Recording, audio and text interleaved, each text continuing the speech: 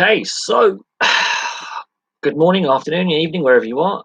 Some interesting sports news has happened in the last couple of days since my last video. Rob Gronkowski has come out of retirement in the NFL to join the Tampa Bay Buccaneers from trade from the Patriots to join up with Tom Brady. Interesting, considering that he retired due to concussion.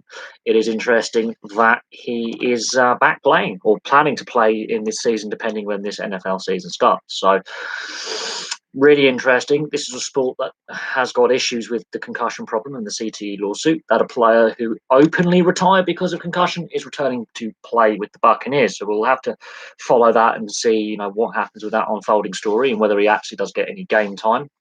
So that's really interesting. On a footballing standpoint here in England, the National League has voted to cancel the rest of the season and end the season. And that leaves promotion and relegation up in the air. Do they expand the leagues? Do they expand the Premier League? Do they expand the Championship, League One and League Two, and then shuffle every promotion team up and have no relegation for this season? That's an interesting one, considering that League One and League Two are debating whether to regionalise the leagues and break them into North and South. That'll be very, very interesting to see what happens there, considering that there's not necessarily an even split of North-South in League One and League Two geographically.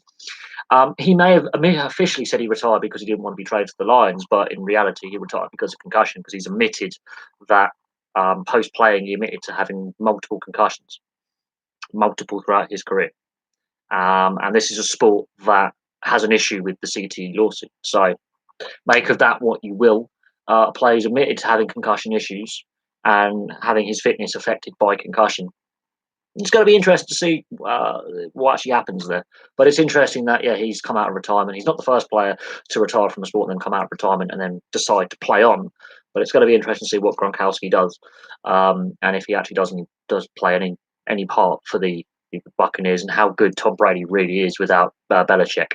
Oh no, well, it's not that they have official concussions, whether they admit to it post-playing. I think most players open up about their health issues after retiring. They don't want to admit to a health problem while playing because that will affect their contract, whether they be offered a contract or not. And this is a problem that professional sports needs to address, is player welfare. It doesn't matter if it's just concussion or injury or health issues in general. Players are scared to admit they have a health issue or an injury-related issue because it affects their job prospects and their playing prospects. It's plain and simple. Money talks. And if you're not fit to play, you can't make the team you want to play for any money. On the Newcastle United takeover, it may have hit a stumbling block. The beIN Sports Group, which is owned by the Qatari royal family, has come in and said, you must check out, you must, do not allow the Saudis to buy this club because Qatar and Saudi Arabia hate each other politically, and it's a political move. And beIN Sports is an interesting case because they came into existence because of the Qatari bid for the World Cup. They didn't exist before the Qatar were offered the World Cup. So that's an interesting one. That's geopolitics. But the Premier League have allowed some very dodgy people to buy some football clubs over the years who have some dodgy track records in business dealings, human rights, and all sorts. So I can't see them wanting to go, money and money. But they're offering more money.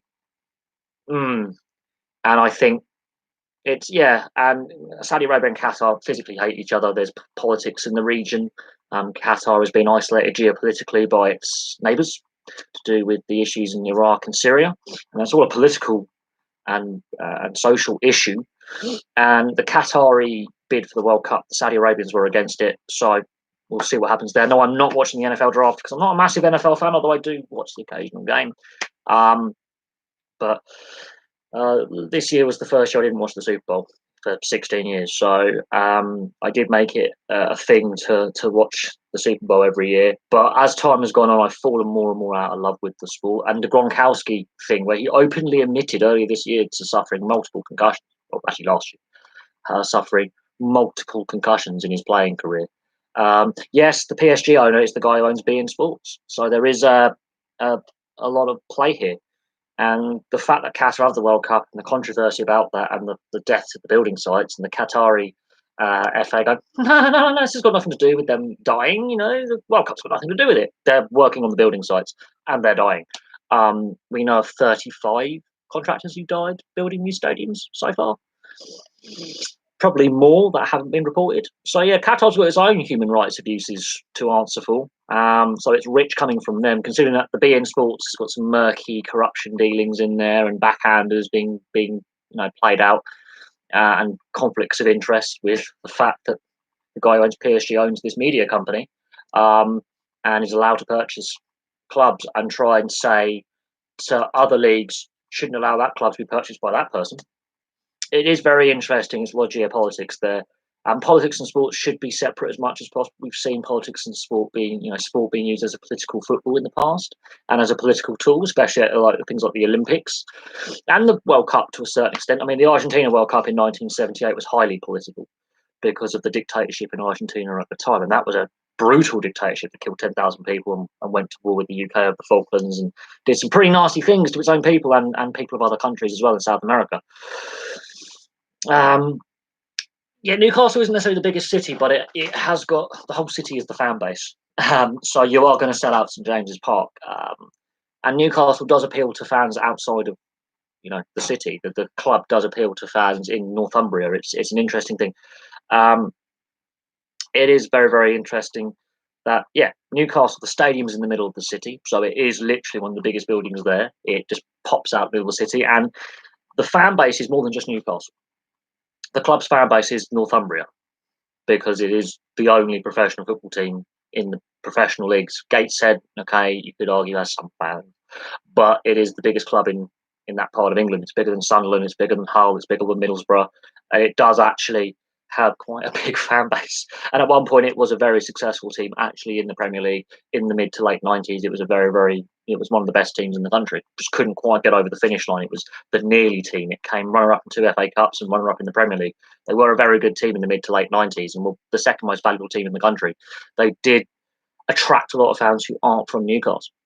The issue is poor ownership, financial mismanagement in the late 90s, early 2000s, then Mike Ashley's ownership, and the fact that the club's value has plummeted since its peak. I think 660 million before Mike Ashley purchased the club at its peak. He's now selling it for 300. He's dropped 50 million off the asking price, so it has over half its value's been wiped off, and that's not taking into consideration inflation and currency inflation. So in real terms, it's probably, if you look at 99, it's worth 660 million. It's probably £1 billion. To be worth 300 million, that's 2/3 of the value gone in actual terms. So it's an interesting one. Greater Manchester does have over 1 million people. The city of Manchester itself is 500,000, but the population of Manchester was bigger in the past. Depopulation and the spreading out and making Greater Manchester now the urban area rather than just Manchester. You've got the city of Salford, you've got Bolton in there, Wigan. There's a lot of towns and cities in Greater Manchester that make up that big urban area. Birmingham, I think it's Birmingham is actually bigger than that. I think it's 1.3 to 1.5 million, but it depends on the source you read. Yes, Manchester used to be in the county of Lancashire, as did Liverpool, ironically, until Merseyside was formed and Greater Manchester was formed. Lancashire was one of the bigger counties in the UK, and Yorkshire was split into 3 ridings. So Yorkshire and Lancashire Yorkshire used to be a big county, and it's been split into 3 authorities, and Lancashire was obviously a bigger county, and they just rearranged the county lines, which is interesting. Nothing to do with games, county line games. Oh God. But no, you have to look at the hotbed of British sport, and it's in the Midlands, in the Northwest, in the Northeast, and in the Southeast around London. That's where you look at the successful teams in English football. I could do a video on that, and the geographical locations in which they are. Pretty much it. Mike Ashley, 12 months ago, he was still asking 350 million plus. And each bid that came along just came up just short by a couple of million here or there from his asking price.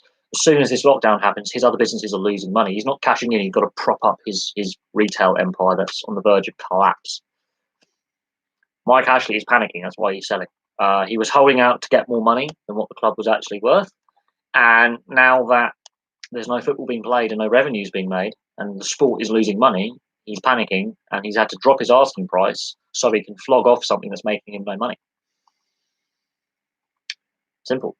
And the way he's handled the furloughing of staff and the club for 13 years. How he ever passed the fit and proper persons test, which we know is just a joke of a rule that the FA has put in that's never fully enforced properly.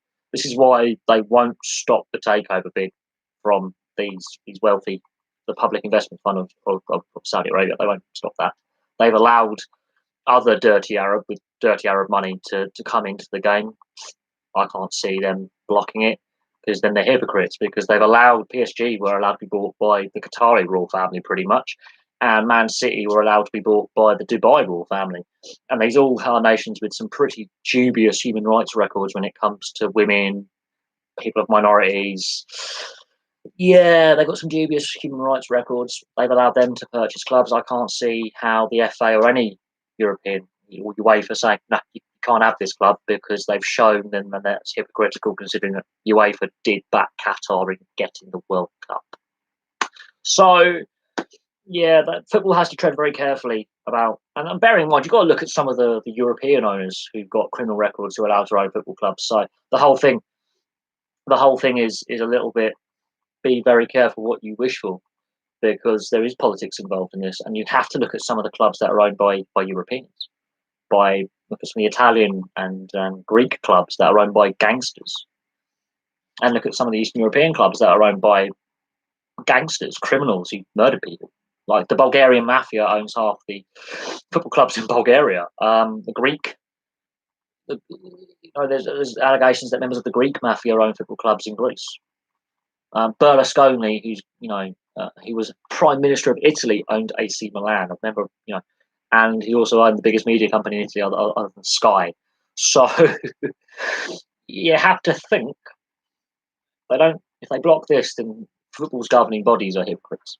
They've allowed some pretty dodgy people to own football clubs around the world.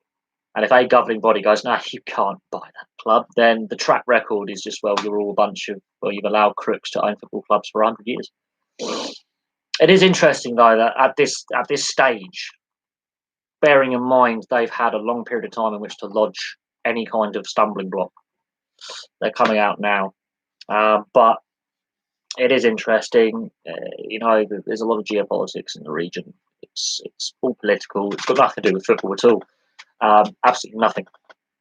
And Saudi has a lot more leverage with NATO than Qatar.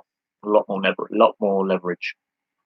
Qatar has some, but nowhere near as much as Saudi. And the whole thing, it's not Mike Ashley, which is what Newcastle fans care about. It's not Mike Ashley who's going to be owning the club going forward. They want him gone. It would have been probably better if Peter Kenyon had got the club per se, because he is a real footballing brain. And his consortium was actually of sports-minded people who own sports teams in the US. They were the ones who really wanted to get it. They're the ones who should have got it. But anything that Mike Ashley is an improvement. And they have stated they are willing to pump money into the infrastructure of the club, recruitment, possibly expanding the stadium. They will not move from St James's Park. I don't think the fans would tolerate that. It already is a pretty beautiful stadium, but they might want to expand that smaller stand. They might want to make it 60, 70,000 capacity, and that will be filled. That's the interesting thing. If they were to expand St James's Park, they would fill that. It doesn't matter how big they make that stadium will be packed every match day. There's already, apart from this season when they were giving away free season tickets, there's always been a queue for season tickets. There's always been more demand for season tickets than season tickets actually sold, because they also sell tickets for match days. They also allow fans to stop at the gate and buy tickets. The demand for season tickets outstrips supply. There will be no shortage of fans wanting to get season tickets if they expand that stadium. None. Absolutely none. And it wouldn't surprise me if they do take over the club and it's all given the AOK, they expand that stadium. They make it a 70, 80,000 seat stadium, and it will be filled every match day, regardless, where the team is playing in the league. That will be capacity every week. That's something that Newcastle, regardless of league position, have done very, very well, is sell out that stadium. The fan base is loyal to a fault. I think that's part of the problem. They when the protests against Mike Ashley first started, after the first and second relegations especially, fans kept turning up. They didn't stay away. That's the problem with Newcastle. That's why he's held on to the club for so long, is because fans didn't start staying away until this season. And it was this season that people stopped buying season tickets. They made they should have probably stayed away in greater numbers sooner. And but that's mute point. He is willing to sell the club now. He's made a loss on it, which is good to hear. I feel sorry for Mike Ashley's employees, because at this current time with the economic lockdown and the way he's treated his employees, not just at Newcastle but at all his businesses over the years, I feel sorry for anyone who works for his his companies. He treats his employees with such contempt that, and yet people still buy his products. They still shop in his stores. That's what really gets me. Is he is one of the worst faces of capitalism. I've got nothing against capitalism. I have cause when it's the bad face. And Mike Ashley is generally the ugly head of capitalism and the wrong face of it. And unfortunately, he's a poster boy for greed. Alongside Richard Branson and alongside Tim Martin, his actions over recent weeks have highlighted everything that's wrong with our society. But that's my personal opinion on things. But no, if they say they are going to expand that stadium, I can definitely see them staying at St James's Park. I can't see them moving out of Newcastle City Centre. The station, the public transport links are already there with the Newcastle Metro and the mainline stations, and the fans, I don't think, would warm to a new stadium. There's been no calls to move from St James's Park. And I think that the Saudis will have to be very, very careful how they deal with not just Newcastle United, but by investing in overseas companies. They have to be very, very careful how they handle the employees, how they handle workers' rights, how they have to be very, very careful. They're trying to modernise their country. So it's going to be very interesting to see what happens, but they have said they are willing to pump lots of money into the transfer market, lots of money into the infrastructure of the club. And that's something where Mike Ashley hasn't really given a toss for 13 years, is the club infrastructure, the training pitches, the youth facilities. My phone is going off. But that's where Newcastle have fallen flat. They used to have a great production line of youth talent, and they still are producing great players from the northeast. But they have. You look at the amount of England greats who've gone on, like Alan Shearer, Peter Beardsley, and others who've gone on and achieved great things in the game. Bobby Robson. They have had a track record of producing talent, and as I say, in the 90s they came close to breaking their trophy drought. They haven't won a trophy since the 50s, and that's the problem. They came very, very close in the 90s on several occasions and just came up short. There were one or two players. They were one or two players short of not just winning the Premier League and the FA Cup, but possibly going on to win what is now the Europa League or Champions League. They could have easily done that with the squad they had. They were one or two players off. And one or two results, if they had gone differently in 96, 98, 99, or three results had gone differently, we could be talking about a different face of English football. They were that close to upsetting the Man Uniteds and the Arsenals of the day.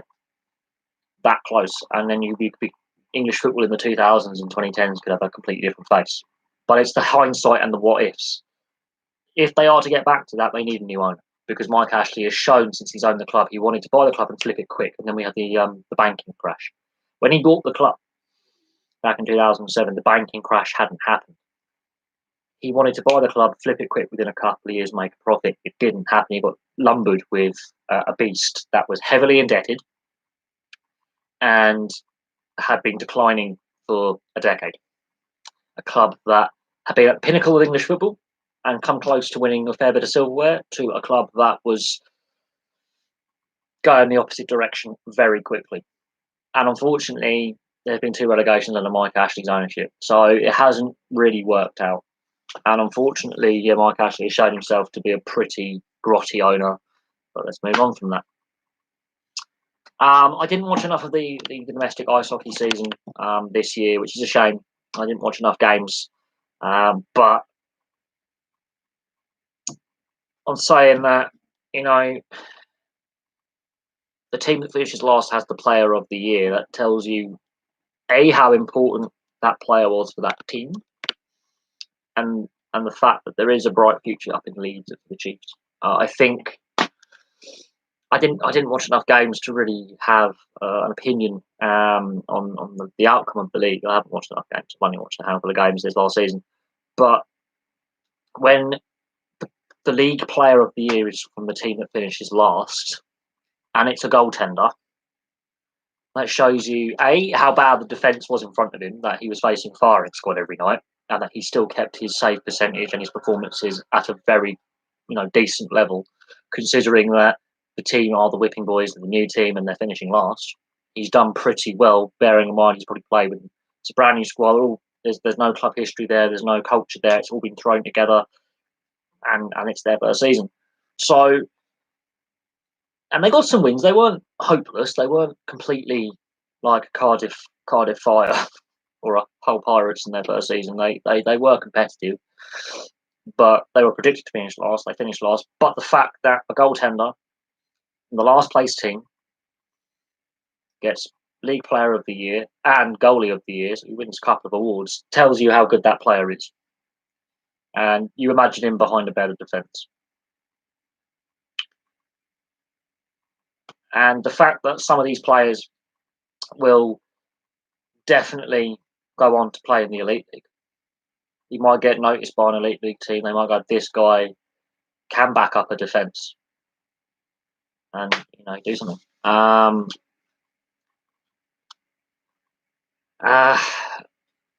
Yeah, I mean, they opened the rink late. Obviously, they were exiles. They were on the road a lot, on the road a hell of a lot.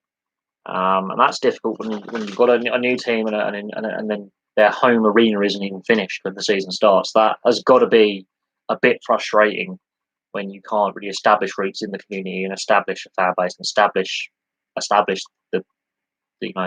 home ice advantage, so to speak, or a home team advantage. But I think, yeah, it's going to be interesting. And they are playing against established teams. Now, whether the league changes format for this season, considering that they've had to end the season early, so Bracknell and the Raiders were battling out for that last playoff spot. There's no playoffs this year. It's going to be interesting to see how they format the season. I know they split North-South Conference. It's going to be interesting to see how they format it all and what the squads look like and how much player movement there is, because there's been a season ended early. But they called the season there, so it's just no playoffs played for. We move on. It's a shame we didn't see the new playoff format, but obviously events overtook things, and things moved very, very quickly in March. And so therefore it transpired they couldn't complete the regular season, let alone get into playoffs, because events just moved so quickly. But I think ice hockey will return as the first team sport to return as normal, because all the ice hockey leagues in Europe decided to go no playoffs. We're ending the seasons now. We're going to call them now. That's how it's going to be, and we'll just go on to next season. Whereas the NHL are still desperate to finish their season and play playoffs. Will there be daily snooker tournament updates on the channel from the World Championships? Well, that's 3 months away. The fact that they are the first international sport, because it is a World Championship. Yeah, it's the World Championships. I used to love watching snooker. I don't watch it as much as I used to. I will admit that. But in 3 months' time, we don't know what the situation is going to be and what other sports have resumed. We know the NRL are planning to resume on May the 28th, which I think is a bit early, considering that Australia is behind other nations with their lockdown and they're going into their winter, which is their flu season. The AFL wants to start at the end of this month, and the NRL have given a date of the 28th, which they are sticking to. Now, it's going to be interesting to see if I'll probably do a lot of coverage of those sports, because they're going to be watchable, they're going to be played, looking at the dates that they're given. And the NRL have said they are starting again on the 28th of May. There's no ifs or buts. They are going to restart their season. Whether you agree with that, and I think it is a risk that they are taking, but you have to look at the financial spreadsheet as well. And the NRL is going through a crisis because Todd Greenberg, the CEO, has quit. Which is, I've got to do another video on that because the acting CEO, will they get the job full time? Will the NRL look to someone who hasn't had a history in rugby league and the NRL coming in to clean up the mess? Now, yes, the European leagues, that's interesting. Serie A and the Bundesliga are looking at starting again in May. Now, there is a risk of a second spike in cases of this virus. This is something that we have to learn from the Spanish flu epidemic of 1918 to 1920. The initial flu epidemic started when the war was still First World War was still going on. Because people's immune systems were weaker because of malnutrition and wartime diet. Okay, it makes sense. You're going to have health issues. The war ended, and suddenly Spanish flu went through the roof, and 50 million people died in a very short space of time. We're not on that level of infection and or death. Medical science has improved vastly, but I think note of caution with the Bundesliga and Serie A because UEFA have admitted not all leagues will be able to complete as a contingency, and they do want to play the Champions League in August as a mini tournament, but only 2 teams have guaranteed their quarter-final spots, and that's Atalanta and that's Atletico Madrid. Now, if the Italian league restarts, Atalanta can be match fit and ready to go. The Spanish league does not restart. Atletico Madrid will not be match ready. And that also means that if the German and the Italian leagues restart, and they're the only leagues to complete, what does that mean for the Champions League and the Europa League, which they want to play in August? And they have stated that is a plan, but they've also stated it is suspended indefinitely because it is reliant on all the leagues completing before August. And I can't see that happening. I think football especially is a sport in a bubble. It's a sport in a bubble because you have to look at the wider picture. There is a risk of a second rise in infections as you relax restrictions on people. And what a lot of the European nations have done is just go into complete lockdown, which doesn't actually build up an immunity. It means people are still at risk of getting back to normal too quickly and getting another. I have family in Italy and I know people who passed away in Italy. So I think it is crazy. And if you look at Atalanta, they're from the city of Bergamo, which I know very, very well. And that is one of the cities decimated and devastated by this health crisis. So it will mean a lot to Atalanta to do something because Atalanta is a very unique club in the sense that every time a baby is born, they're automatically a season ticket holder. Basically, they are automatically given a jersey, and the family are given supplies. The club buy the new family baby milk solution, baby clothes. They will provide that family in the city with help. It's a very community. La Dea nickname. It's a very community-based club in Italy.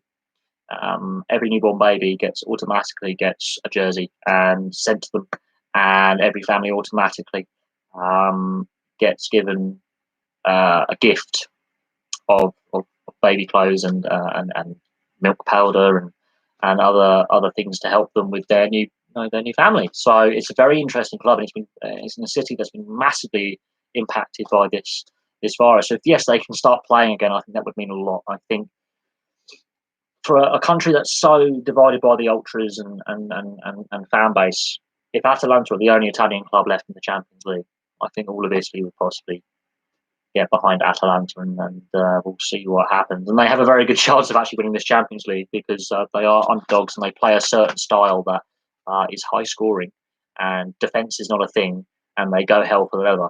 Now, which is something that I like about football. I like that style of football where it's hell for leather and you just go for it. I think it's my favourite style of football because it's all about attack. And having spent a lot of time in Lombardy and I've been to Bergamo a lot. I have to say Atalanta is the team that I follow in Italy because of the amount of time I've spent in that part of Italy and the amount of time that the amount of times I've been into Bergamo.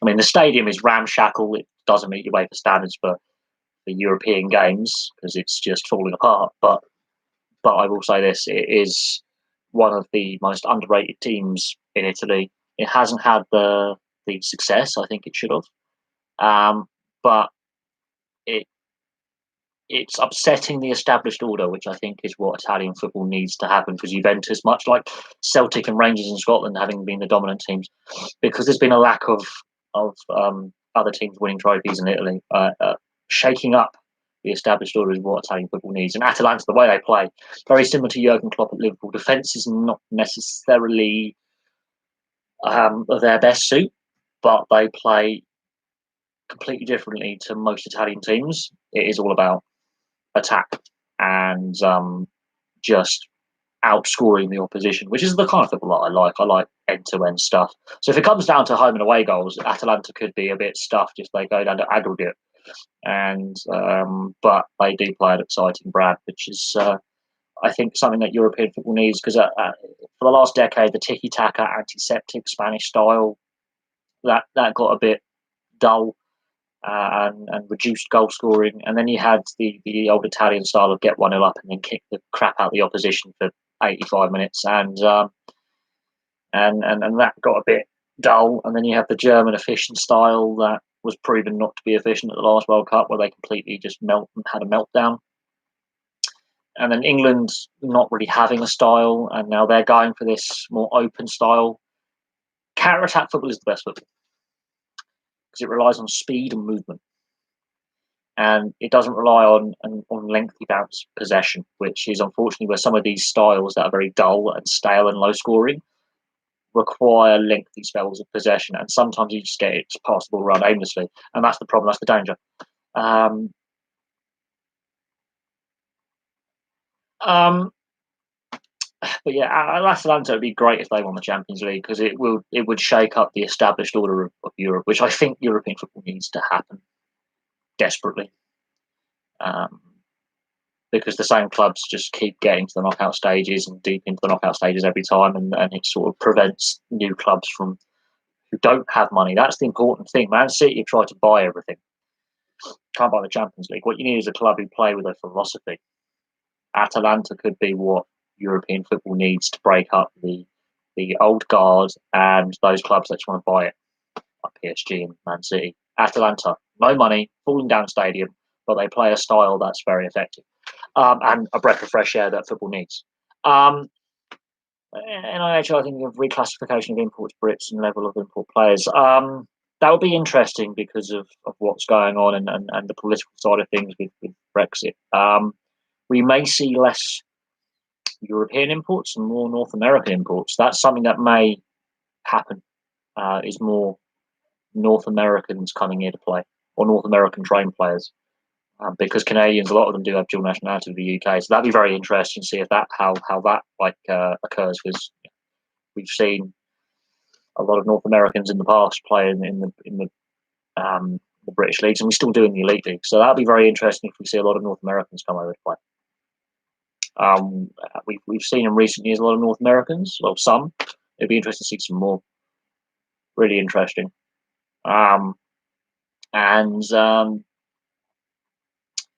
But again, we have to see, what the format looks like and what rule changes are brought in, considering that, we have had an economic slowdown. We're not sure what's going to happen with sport as a whole, if fans are going to be in attendance or not. And this is a sport that does rely on gate receipts. And this is where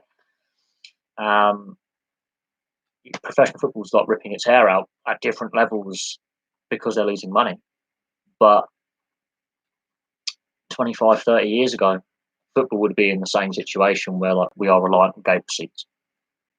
This is how top-end sport has really changed. It's gone from being reliant on the fans at the games to being reliant on the fans at home.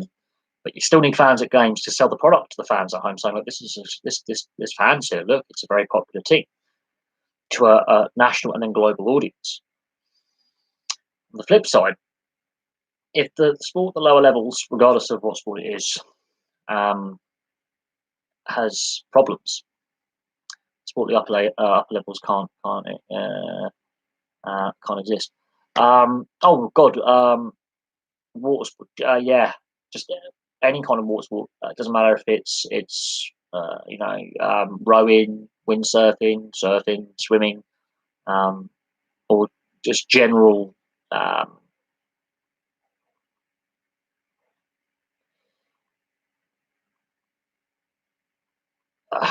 I think, yeah, water sports will be hit badly. Whether swimming, things like swimming and things like that, and diving can go on, because we know that chlorine kills a lot of viruses and germs, ironically. So it may be interesting. We'll have to see what happens, considering that the Olympics has been pushed back a year. That makes things interesting, because not all the swimmers and divers had qualified for the Olympics. But yeah, I can see water sports taking a massive hit, especially the outdoor ones like rowing, like kayaking, like canoeing, that are Olympic sports, but do have world championships in themselves. Um, but I will say this, I will stress this: when I was still living by the River Thames in Maidenhead, before I moved back home, I was living right by the river, and the Taplow Rowing Club, yes, I lived right by a rowing club, was still doing their on the river practices right up until a week before the lockdown. The local rowing teams and the local rowing clubs were still out on the river throughout the winter, and right up to the the week before the lockdowns, which the week I moved, they were still going out on the river every day and doing their training. So we will see what happens. Um, and you know, but yeah, that's a sport that doesn't have a lot of money. Really doesn't. It is very reliant on its members. Paying their membership fees to the clubs. It's not a cash rich sport, even though it's more of an upper class sport. It's rowing, where you have a lot of money with those people. The clubs themselves are heavily reliant on members fees. They don't have a lot of TV coverage. They don't have a lot of sponsors. They're also heavily reliant on national funding to continue, and take away the amateur side of that. There's not a lot of professionals to carry the sport forward with sponsorship deals and media deals. So yeah, those minority sports that are very niche, that don't have a lot of sponsors, that don't have a lot of TV coverage, that don't have a lot of corporate money in them, yeah, they're going to struggle. They are going to struggle, and not just in this country, but globally. The American program, for example, at the Olympics, when it comes to rowing and kayaking and canoeing, is very collegiate based. Like a lot of their Olympic sports, professional sports, have a big link to the collegiate system. So yeah, there is a concern that I did a video on the economic impact, financial impact. With March Madness in basketball alone being cancelled, that's nearly $1 billion wiped out the value of university sport in the US and Canada. 850 million dollars lost by the NCAA just on the basketball. That's not including other sports that the NCAA has programs in. Think of that.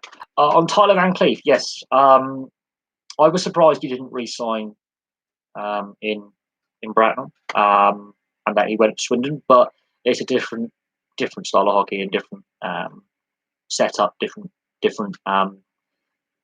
locker room, different tactics. There's a lot to do with team chemistry, fitness as well. Van Cleef, not known as a fighty player, but a very physical player. He was what you would call a skilled power forward, if I can say that. But you look at his numbers; he doesn't. He's a very disciplined player. Doesn't take a lot of penalties. Doesn't. Very skilled. Very. If you look at his collegiate career and how he's played in his hockey career up to this point, very well disciplined. Doesn't take a lot of penalties. Good depth forward at higher levels, and at the lower level, he's a good, solid two-way forward who can break up play and quite skilled depth guy. But how would you say he didn't play well? Having not seen him play this season, and I haven't watched a lot of hockey anyway, I can't comment on his form this season. But I will say this: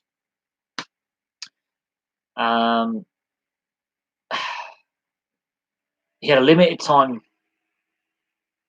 with the Bracknell Bees, very limited time. And in his limited period of time, he was voted the fan favourite and player of the year. So he had an instant impact on the team hit.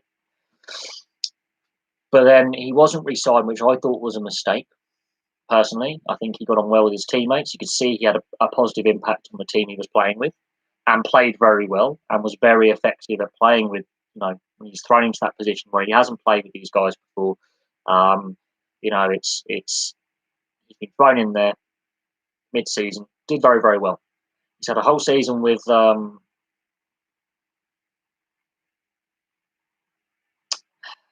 team, and it hasn't worked out. And whether that's to do with teammates he's playing with, the team chemistry, his own fitness, his own confidence, we just don't know.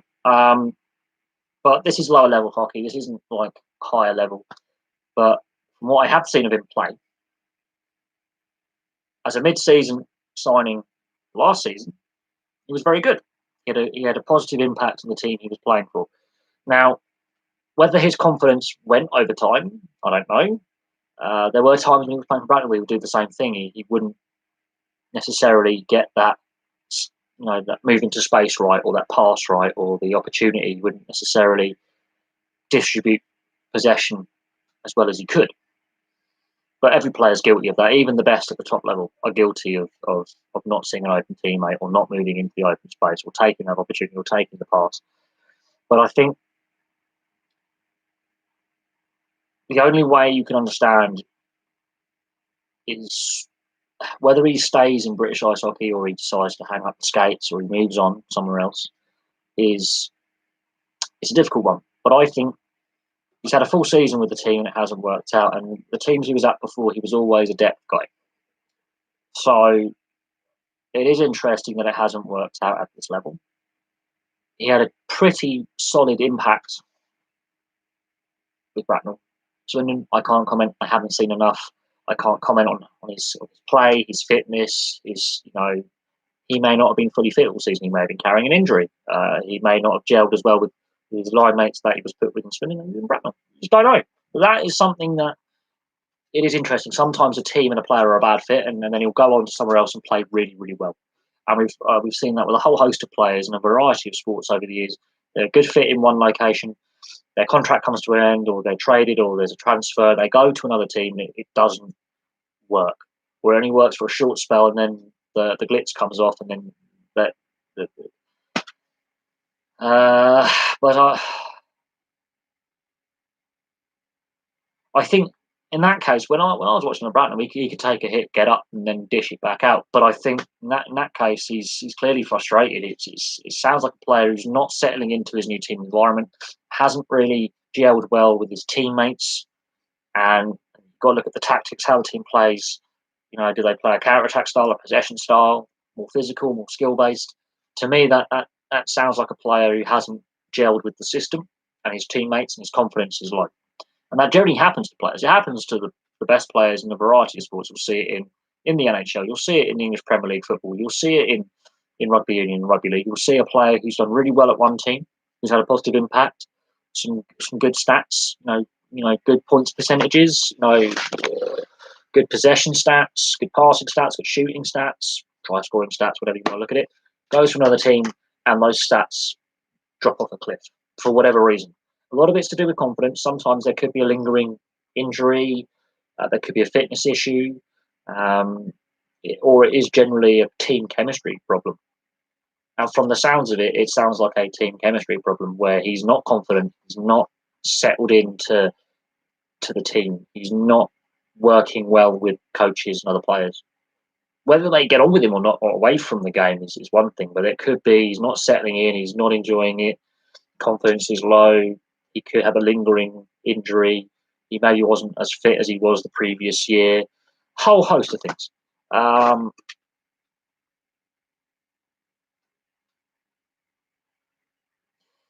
Yeah, you could say he's. If you look at the history of the team, it's a very settled team. Not a lot of player turnover. The core has been there for a long time, and you're thrown into that core position where you oh dear, yes. Well, you have just basically summed up that he's had a health problem. He hasn't played for half the year. He's been thrown in to fill a big void in the leadership kind of part of the team. And he hasn't settled, and he's not fully fit. He just summed up everything that I've said for the last 10 minutes. I didn't know that he had a blood clot. I think he had a yeah. I remember he wasn't 100% in the off season, but the fact that he missed half the season, the fact that he's been thrown into a big leadership role where the two core players have moved on or aren't playing, and he's got to take on that leadership role. He's clearly missed a lot of time. He's not match fit. His confidence is low. He's probably still got lingering effects from a blood clot, which is pretty can be pretty fatal. It's not like a minor thing. Blood clots can lead to deep vein thrombosis and strokes and death. Trust me, I've had pneumonia. I know what a blood clot is. It's not a pleasant experience. It's not pleasant. So yeah, that takes some getting back from having a having an issue like that. A blood clot is a very, very serious thing. It's actually quite a regular occurrence in ice hockey. I've noticed, even at the NHL level, players have had blood clots. It is actually more commonplace than people realise, and it is very, very serious and can lead to some really serious health effects. It's not just he's been a bit unwell, but blood clots can end up being fatal. So that's something you can't really laugh about. But when you are literally being thrown in with a guy who's been drafted at NHL level in Bavaria, you've been drafted by the Devils, and you're trying to replace two very experienced core players in the role that they do, and it's not the same role that you play.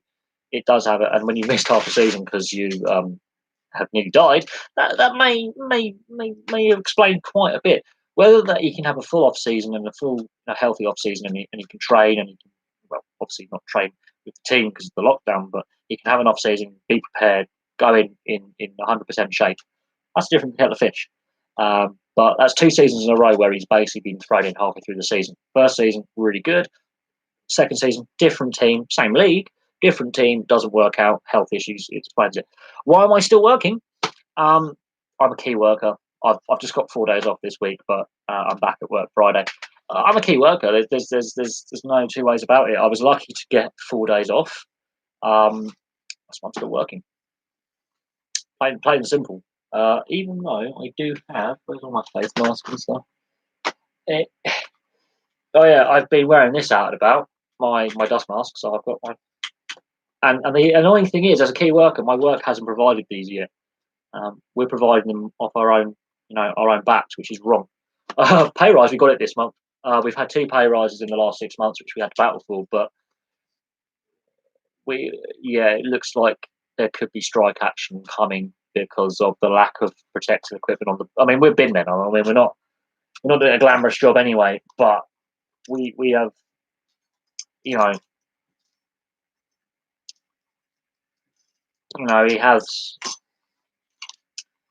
We've had some issues at work in the past to do with a variety of things, including pay. And there's still some lingering concerns with some members of staff about holiday pay, sick pay, outstanding bonuses.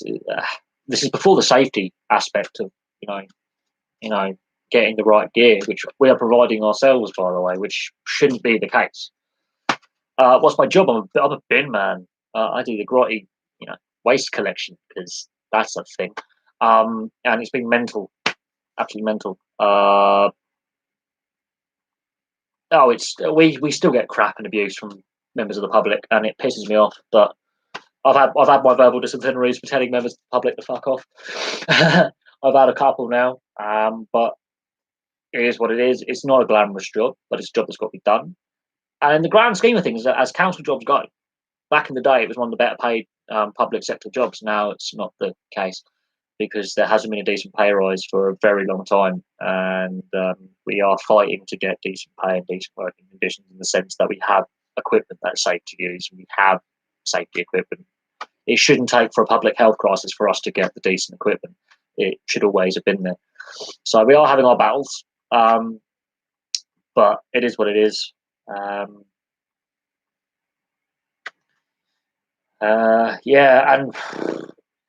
mean, while this lockdown's going on, I'm going to be working a lot more. But at the same time, we've got no overtime. That's all been cancelled, so we can't work a 6-day week.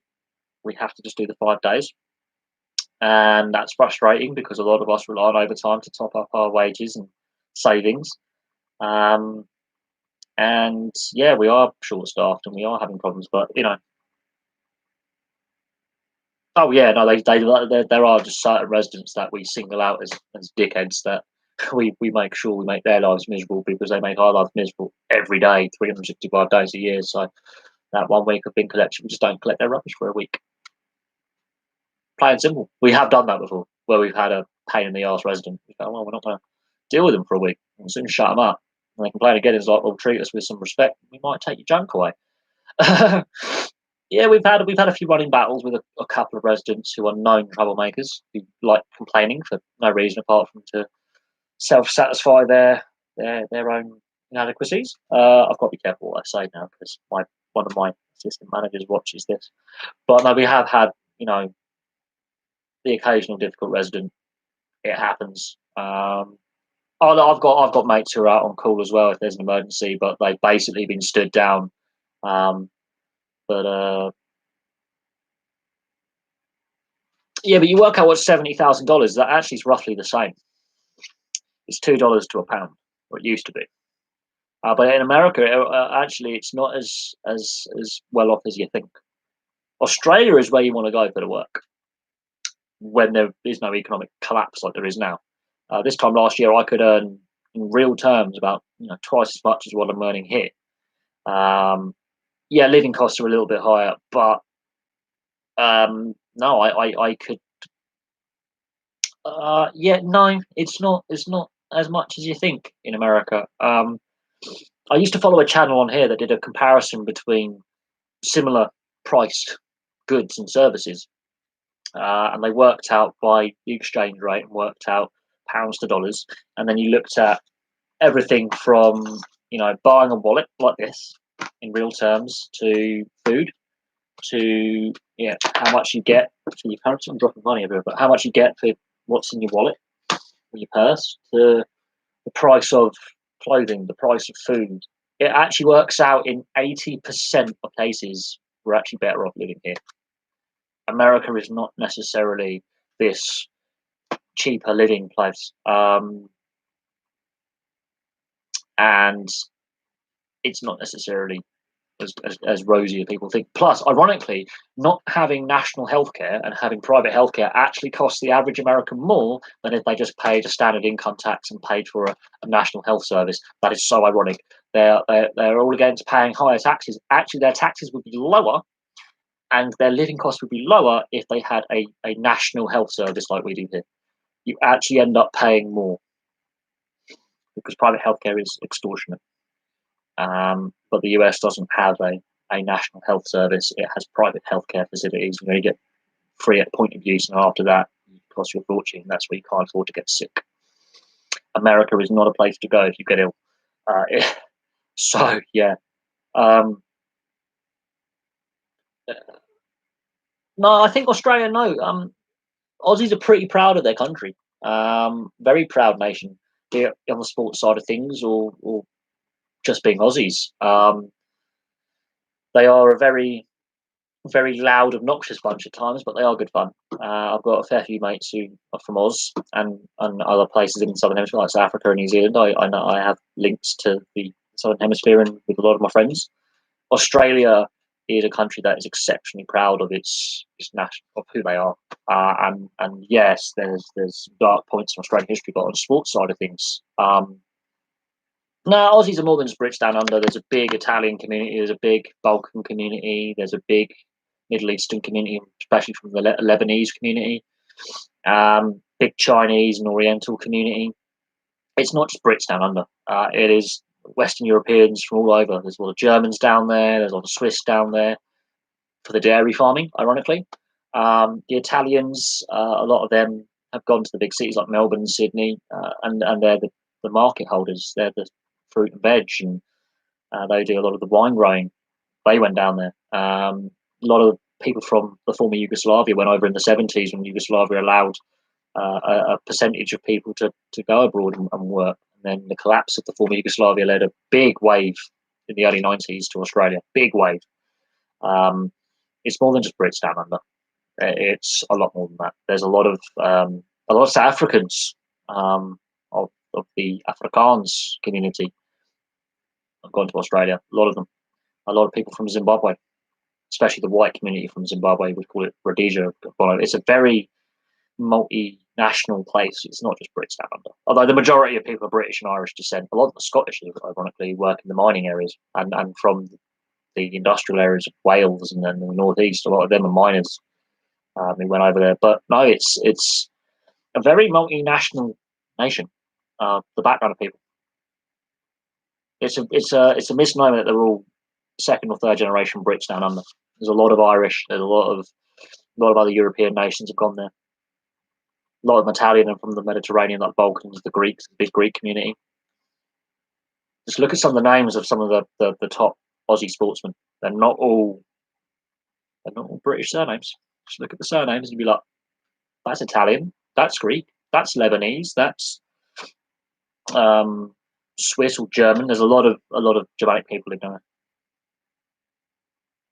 They really do, and it's interesting. I mean, I think where's that? Their version of the Chancellor of the Exchequer is I think German or Swedish by birth. I wouldn't say the UK is old and stale because we've had our own version of incoming positive immigration. I'm not one of those who thinks immigration's bad, but I think the economy is global, the world's global, sport is global. You have to look at the amount of Canadians who have British passports who could play for the GB national side, who choose to play for Canada in the ice hockey. A lot of the Canadians, dual nationals. A lot of them are. But it is interesting. Sport is global. And if you look at the Australians, for example, and you look at their professional sports leagues, you take out the South Sea Islanders and the Aboriginals, so the natives and those from like Samoa, Tonga, and Fiji who might have been born in Australia, and you look at the European background of players, yeah, there's a lot of Brits and Irish in there, which you would expect. Former British colony. A lot of Germans, a lot of Italians, a lot of Greeks, a lot of people from the Balkans in there as well. Very interesting makeup. Very interesting. And you look at a lot of Foster. There are a lot of Fosters in England. Mark Foster, our greatest ever male swimmer. There you go. World champion, I think 8 times in swimming. I think he was an 8-time world champion. When it came to the pool, Mark Foster, brilliant swimmer. Just never quite got it right at the Olympics because he was better at the World Championships, which is really, really bizarre. He worked better on a World Championship cycle than an Olympic cycle. That's when he peaked. But Mark Foster is a swimmer that I should redo a career profile of Mark Foster. He's a British swimming legend. He makes Adam Peaty's career look like nothing. Adam Peaty's one of the best swimmers in the world right now. Mark Foster just couldn't quite pull it off at the Olympics. I really couldn't. North Korea. I'll keep the politics for the other channel because there's a lot going on right now. But at the end of the day, Kim, Crazy Kim, as we'll call him, the dear leader, the dear nutter, is not my concern right now.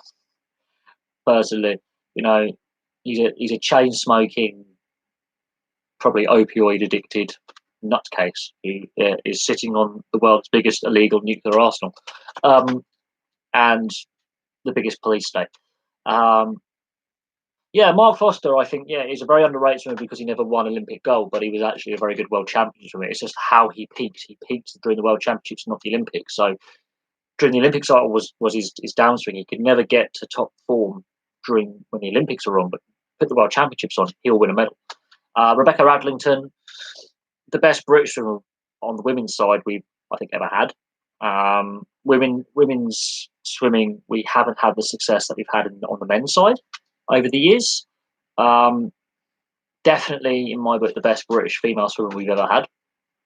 And okay, she wasn't at the top of the game for very, very long in comparison with some others who swam at the Olympics. But again, one of the best in her field at that particular time. She was one of the best in her respective,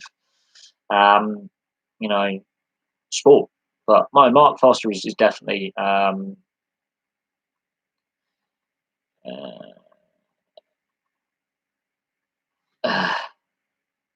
definitely, I think, very underrated, but he could never peak at the Olympics. And you could say that about a lot of athletes who do these individualistic sports, where they either peak for the World Championships or Olympics and can never do both. You have to look at World Championships and Olympic cycles, and you have to look at those athletes who win both. It's a very small percentage. You can put your Usain Bolts in there, you can put your Lacostes in there, you can put your various cyclists who do the World Championship road race, and then let's say one of the Grand Tours, like Tour de France, the Giro. Very few of them can peak both at the same time. New Zealand and Australia have a very interesting ice hockey heritage. New Zealand, I'm surprised, don't have more teams and more success and more players because they are more temperate climate. And the AIHL streams all their games live on YouTube, so it gets the game to a wider audience. It is very interesting, though, that the last period's 15 minutes, not 20. So they have some rule variations than the rest of the global game. But it's going to be interesting to see, how the game keeps developing in Australia. And we've got Australians playing in the NHL, so and we've had Kiwis and Aussies playing in European leagues as well. So there is definitely a talent pool there that's growing. It'll be interesting to see if the game goes fully professional in Australia and New Zealand at some point. And if they get rid of that crazy rule variation with the last period's 15 minutes, because I find that a really bizarre rule variation they have for the domestic league in Australia. I don't understand why they have it, but they do. It's what the clubs have all agreed upon. It's what the governing body down there has agreed upon. So it's interesting, but it's unique. It is unique, very weirdly so. Every other professional or semi-professional hockey league, let's call it hockey here, has 3 20-minute periods, not a 15-minute third. So it's weird, but it's how they do it. Could be because they're not as the fitness issue, possibly, to try and keep the games competitive if one team is not as fit as the other, because they do have, it's not a very popular sport, but it is a growing sport. Mark Cavendish, he is very good at if let's say the World Championship road race has got a sprint finish, yeah, I would back him in that. It's got a climb or a descent after a climb in the last 10 miles, I wouldn't back him. He's a very specialised rider who requires a sprint finish. He won't survive in a breakaway, not survive on a climb descent finish.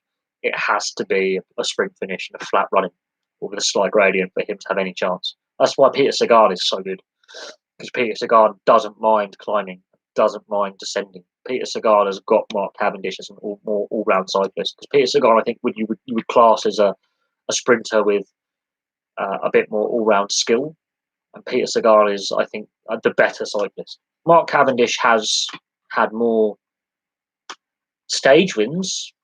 Peter Sagan has got more green jersey wins for a reason.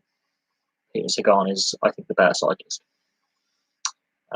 by some distance, because he can climb. He can actually hang on in the Alpine and Pyrenean stages of the Tour de France without getting dropped by 10, 15 minutes. He can be 5 minutes behind a breakaway rather than 25. He won't be struggling on the cut-off point for time because he can climb. He's not the best climber, but he's a solid cyclist in the peloton as well as up the front for sprints and green jersey points. He's a pretty aggressive cyclist. Top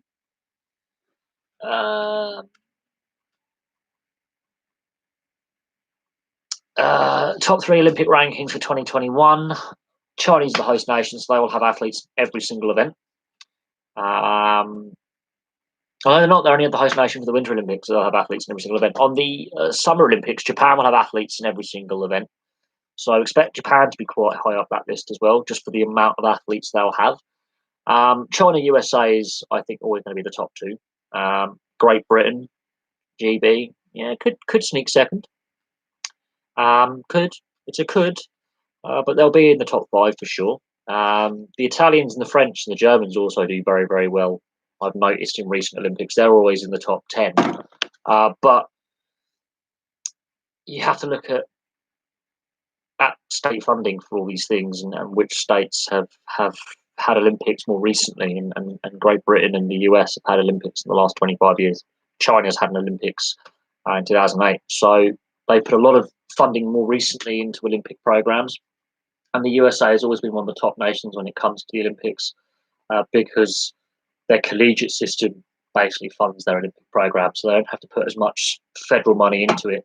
The colleges do it for them. But it is interesting. I have watched some of the Australian and New Zealand league games. I know there is a time difference, but even on my days off, I wake up at 4 in the morning, so I can catch a game and not be like, for me, out of sync. I've watched a few games. I'm still really not sold on having the third period at 15 minutes. I don't know why the Australian Ice Hockey League decided they wanted to have that quirky rule, but they've agreed on it. The clubs have agreed on it. I think it's possibly to do with the quality level that they're playing at and the fitness level that they're playing at. If you were to take some of these players and transport them to Europe, they would really be blowing at the end of the game, and really, So I think they're trying to build up that fitness and quality level to a higher standard, and that will come in time. Do I have a preference for World Rugby president? Well, Augustine Pichot, as projected voting goes, wins by a vote, because the Fijian delegate has been thrown out. He would win by a vote. It would be the narrowest of margins on projections. Ironically, the Six Nations, and actually Georgia as well, ironically, quite a few of the European nations are very much against Augustine Pichot, which I find surprising. Only one of the Six Nation federations was Wales that got back to him when he was talking. So, look, I'm standing for election against Bill Beaumont. Do you want to support me or not support me? Here's my proposals. I would like to hear back from you. Only the Welsh Union got back to Pichot, which I find really surprising. I think rugby needs to have a fresh direction to go in. Whether you agree on Pichot being the guy, there needs to be a change of the old guard. Beaumont's been there for too long, I think, much like Sepp Blatter with FIFA, and World Rugby Union runs the risk of going the same way as FIFA with nepotism, corruption, and losing direction. And instead of being Rugby World Cup, it's World Rugby's World Cup. And it's the same with football. It should be football's World Cup, not FIFA's World Cup, really, in the sense that,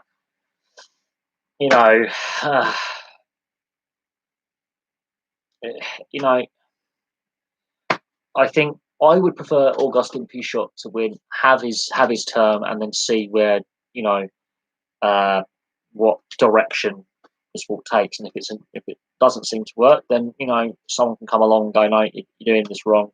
And he's had his chance, hasn't panned out, for example, and someone replaces it.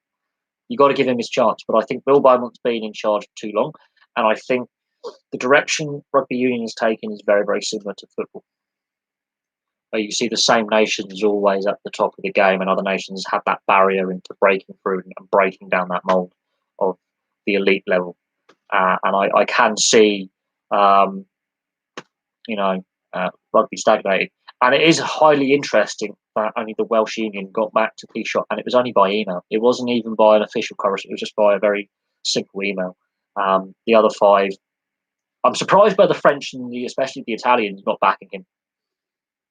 But I'm also surprised that the Georgians, Romanians, and the Germans, who he wants to really have a chance to get promotion into the Six Nations, not backing him. That's what's been predicted, is the European nations in the Northern Hemisphere are not backing Pichot. The Southern Hemisphere nations are backing him. That also includes the Pacific Island nations are backing him. But the Japanese are not backing him. But I'm very surprised that Georgia, Romania, and Germany aren't backing him. And they have, a say. And then you break down the rest of the nations. So you have USA, Canada, Uruguay, and they get a vote each as well. Because the voting system is very, very weird. So each voting block it varies. So the European nations, so the Six Nations, they get a set amount of votes. Then the Southern Hemisphere nations, and your Tier 1 and Tier 2 get a certain amount of votes. And then the North and South American nations get a vote each. And then the other continental blocks get a couple amount of votes who aren't in those, elite level. And it is really interesting. And as things currently stand, only in the Americas section, so not Argentina, but the other American nations, both North and South, only Uruguay are backing him, which I find really interesting, considering that he's been really pushing to increase. He's been really arguing that South America and North America should have a professional league set up, which they now do. And only Uruguay are going, yeah, we'll back this guy for reforming the game going forward and making it that more nations can go fully professional, more leagues can go fully professional. And what Pichot is arguing for, and I think this is why the European nations aren't backing him, is the top level talent have to take a pay cut so that lower levels can get a pay rise, which makes logical sense. For professionalism to work, the top paid players have to take a wage reduction. And I'm really surprised that tier 2 nations like Georgia and Romania and Germany that could hypothetically get promotion, and Russia for that time could get promotion to the Six Nations from the second tier if they win that competition, and Portugal aren't backing him. I find that really, really bizarre that they are not backing him. But the Americans, this is interesting, the North Americans, so the Canadians, the USA, they're not backing him. And this is what's being reported. So we can't say what's going on behind closed doors. But even so, he wins by a vote. He will still win. And the old guard don't like it because they actually will have to give up a few little bits and pieces. They still win out of this because Bill Beaumont has said there's going to be no promotion relegation from the Six Nations. And Pichot hasn't necessarily ruled that out. But the nations that would benefit from promotion relegation aren't backing him, which I find interesting. And the fact that we favour South America, well, he wants to grow the game in a new location on professionalism. And in order to do that, the European nations have to take a slight pay cut. And because the Southern Hemisphere nations are really fine, he's also stated that he wants the Lions to tour new places. He's in favour of the Lions, but he wants the Lions to tour places like Argentina and Uruguay and give, and the USA and Canada. Yeah, I'm really surprised that the US, Canadians, Europe, and only the Uruguayans are in. But it's bizarre how it works out. But the more established nations, there's a lot of politics going on. It's not necessarily benefiting. It could end up dividing the sport more. But the sport does need reform. It does need a slight change in direction. It does need a restructuring of how the finances work. And if he can restructure the finances and make sure that the wider game can benefit from professionalism rather than just an elite few nations, which has been the case since professionalism in the last 25 years, it hasn't worked as effectively as it should have. And in the Southern Hemisphere, crowds are plummeting. And that includes New Zealand and South Africa, where rugby's a religion. Crowds aren't where they should be. And yeah, I know he wants the Lions to tour South America. He also wants the Lions to tour North America as well, like Canada and the USA. Yet the Canadians and the Americans aren't waiting for him, which I find really bizarre because that could actually earn more revenue for their unions. It could earn them a lot of money. And that's what I find really bizarre, is some of his ideas, yeah, they do go against the trend. But he's saying there's still a place for Lions. I want the Lions to continue. I find it really bizarre. Really bizarre that the Lions just want to stick on the same three tours. South Africa, Australia, New Zealand. That will only get you so far, and the fan base will only be a certain size. If you go to new locations, you increase the fan base, increase the revenues, and then make it far more interesting when the Lions come across nations they wouldn't normally play. Yeah, well, the Six Nations isn't successful because the Six Nations could be sold off to CVC, and that's not a good thing. Trust me on that. You do not want a private equity firm running the Six Nations, because look at the stock market right now, not doing so well.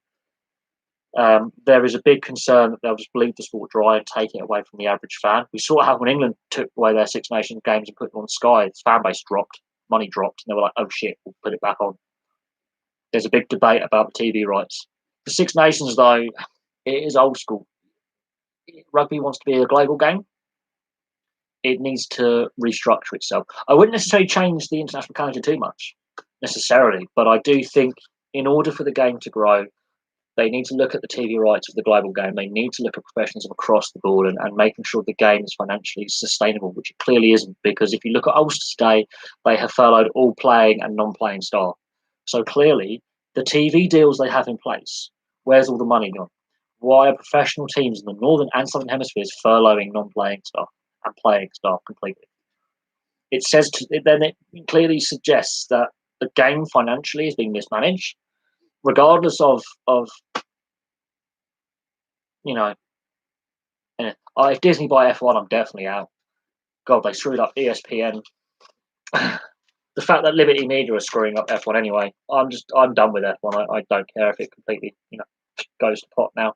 I really don't. The fact the economic impact, because a lot of the factories are in the UK, is something, and all the teams are European based. But I couldn't give a toss if F1 fails now.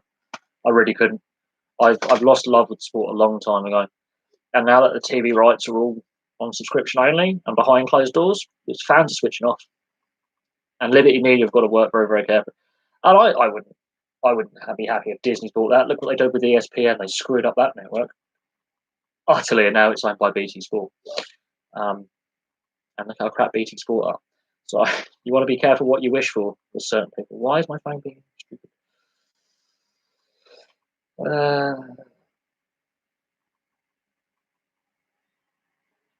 But no, I would be very, very, very, very careful what you wish for. I wouldn't want Disney to buy any more sport. God, Disney. I'm not a fan of Disney. All these people raving on Disney Plus, and the amount of people going, I can't access it. I'm paying for what? You could say a British Irish league, but again, you bearing in mind you've got two different currencies to pay players in them. You will have two different currencies. You will have pounds and euros, and that creates its own headaches when you've got a league. Look at the NHL, and I'm going to use the NHL as an example. The Canadian teams, because of the weakness of the Canadian dollar, end up paying more than US teams with salaries, because the salaries are paid in US dollars. Even though the majority of players are Canadian, the salaries are paid in US dollars, even though there's 7 teams in Canada. You look at how that works, it becomes a problem. If one of those two currencies crashes and really weakens against the other, the running costs become a nightmare for the nation or the teams that are paying their salaries in the euros or the pounds. And we already see that issue with the Pro League, where the Italian and Irish teams are paying in euros. The Scottish and Welsh teams are paying in pounds, and then you have the South African teams paying in rand. The rand is a crap currency, right? The rand is a hopeless currency when it comes to valuation. The euro's had its own issues in the past, and now the pound is weakening. So you've already got a league, the Pro 14, where you're using 3 currencies to pay players, which makes enforcing a salary cap really, really difficult. Because you're using 3 different currencies. So does it benefit the Scottish, Welsh teams? Does it benefit the Irish-based teams? Not excluding Ulster, because they obviously get paid in pounds. The Italian teams, because they pay in euro. Who benefits out of a salary cap system? That makes the salary cap system near on impossible, because you're paying in 3 different currencies with the fluctuating exchange rates on the day, and it makes running costs a nightmare. It does. Economically, it's a nightmare. Look at the NHL. Look at Major League Soccer. You have teams in Canada. You have teams in the US. The salaries are paid in US dollars, not Canadian dollars. Yet the Canadian dollar fluctuates on the US dollar, and it's been a long time since the Canadian dollar was a stronger currency, which makes running costs for the Canadian teams more expensive. So when you're paying a player 5 million US, you're actually paying a player 9 million Canadian. or thereabouts, something like that, 8 million Canadian. So the Canadian owner, his running costs are higher when you transfer it back to Canadian dollars. The exchange rate is not a good, happy exchange rate. It's really not happy hunting ground. And this is where when we talk about NHL expansion or relocation, and fans go, we should have a team back in Quebec. We should bring the Nordiques back. So if you follow the NHL, you know what happened to Quebec Nordiques. Oh, we should have the Nordiques back in Quebec. There was a reason why the Winnipeg Jets moved to Arizona in '96 and why it took until 2011 for a team to get moved back there. The reason why the Atlantic Thrashers went back to Winnipeg is not because Winnipeg had a lot of money. The exchange rate was favourable and there was already an arena there. And there was already an ownership group that were going, we'll have a team. We have already an arena that is an NHL ice surface that technically is on the small side of an NHL arena, but we have an arena and we're willing to take a team that's lost lots of money. We're willing to write off that debt. Bang, we'll have it. It left the NHL had no choice. They had an ownership group going, we'll take the team. Because the Canadian dollar was in a stronger position. Now, the Canadian dollar is really weak compared to the US dollar. So when the NHL is asking for, in this case, 650 million for Seattle to join the league, that equivalates to a Canadian owner in Quebec paying $1 billion Canadian dollars. That is a lot of money. And the running costs and the wages and staffing costs are higher.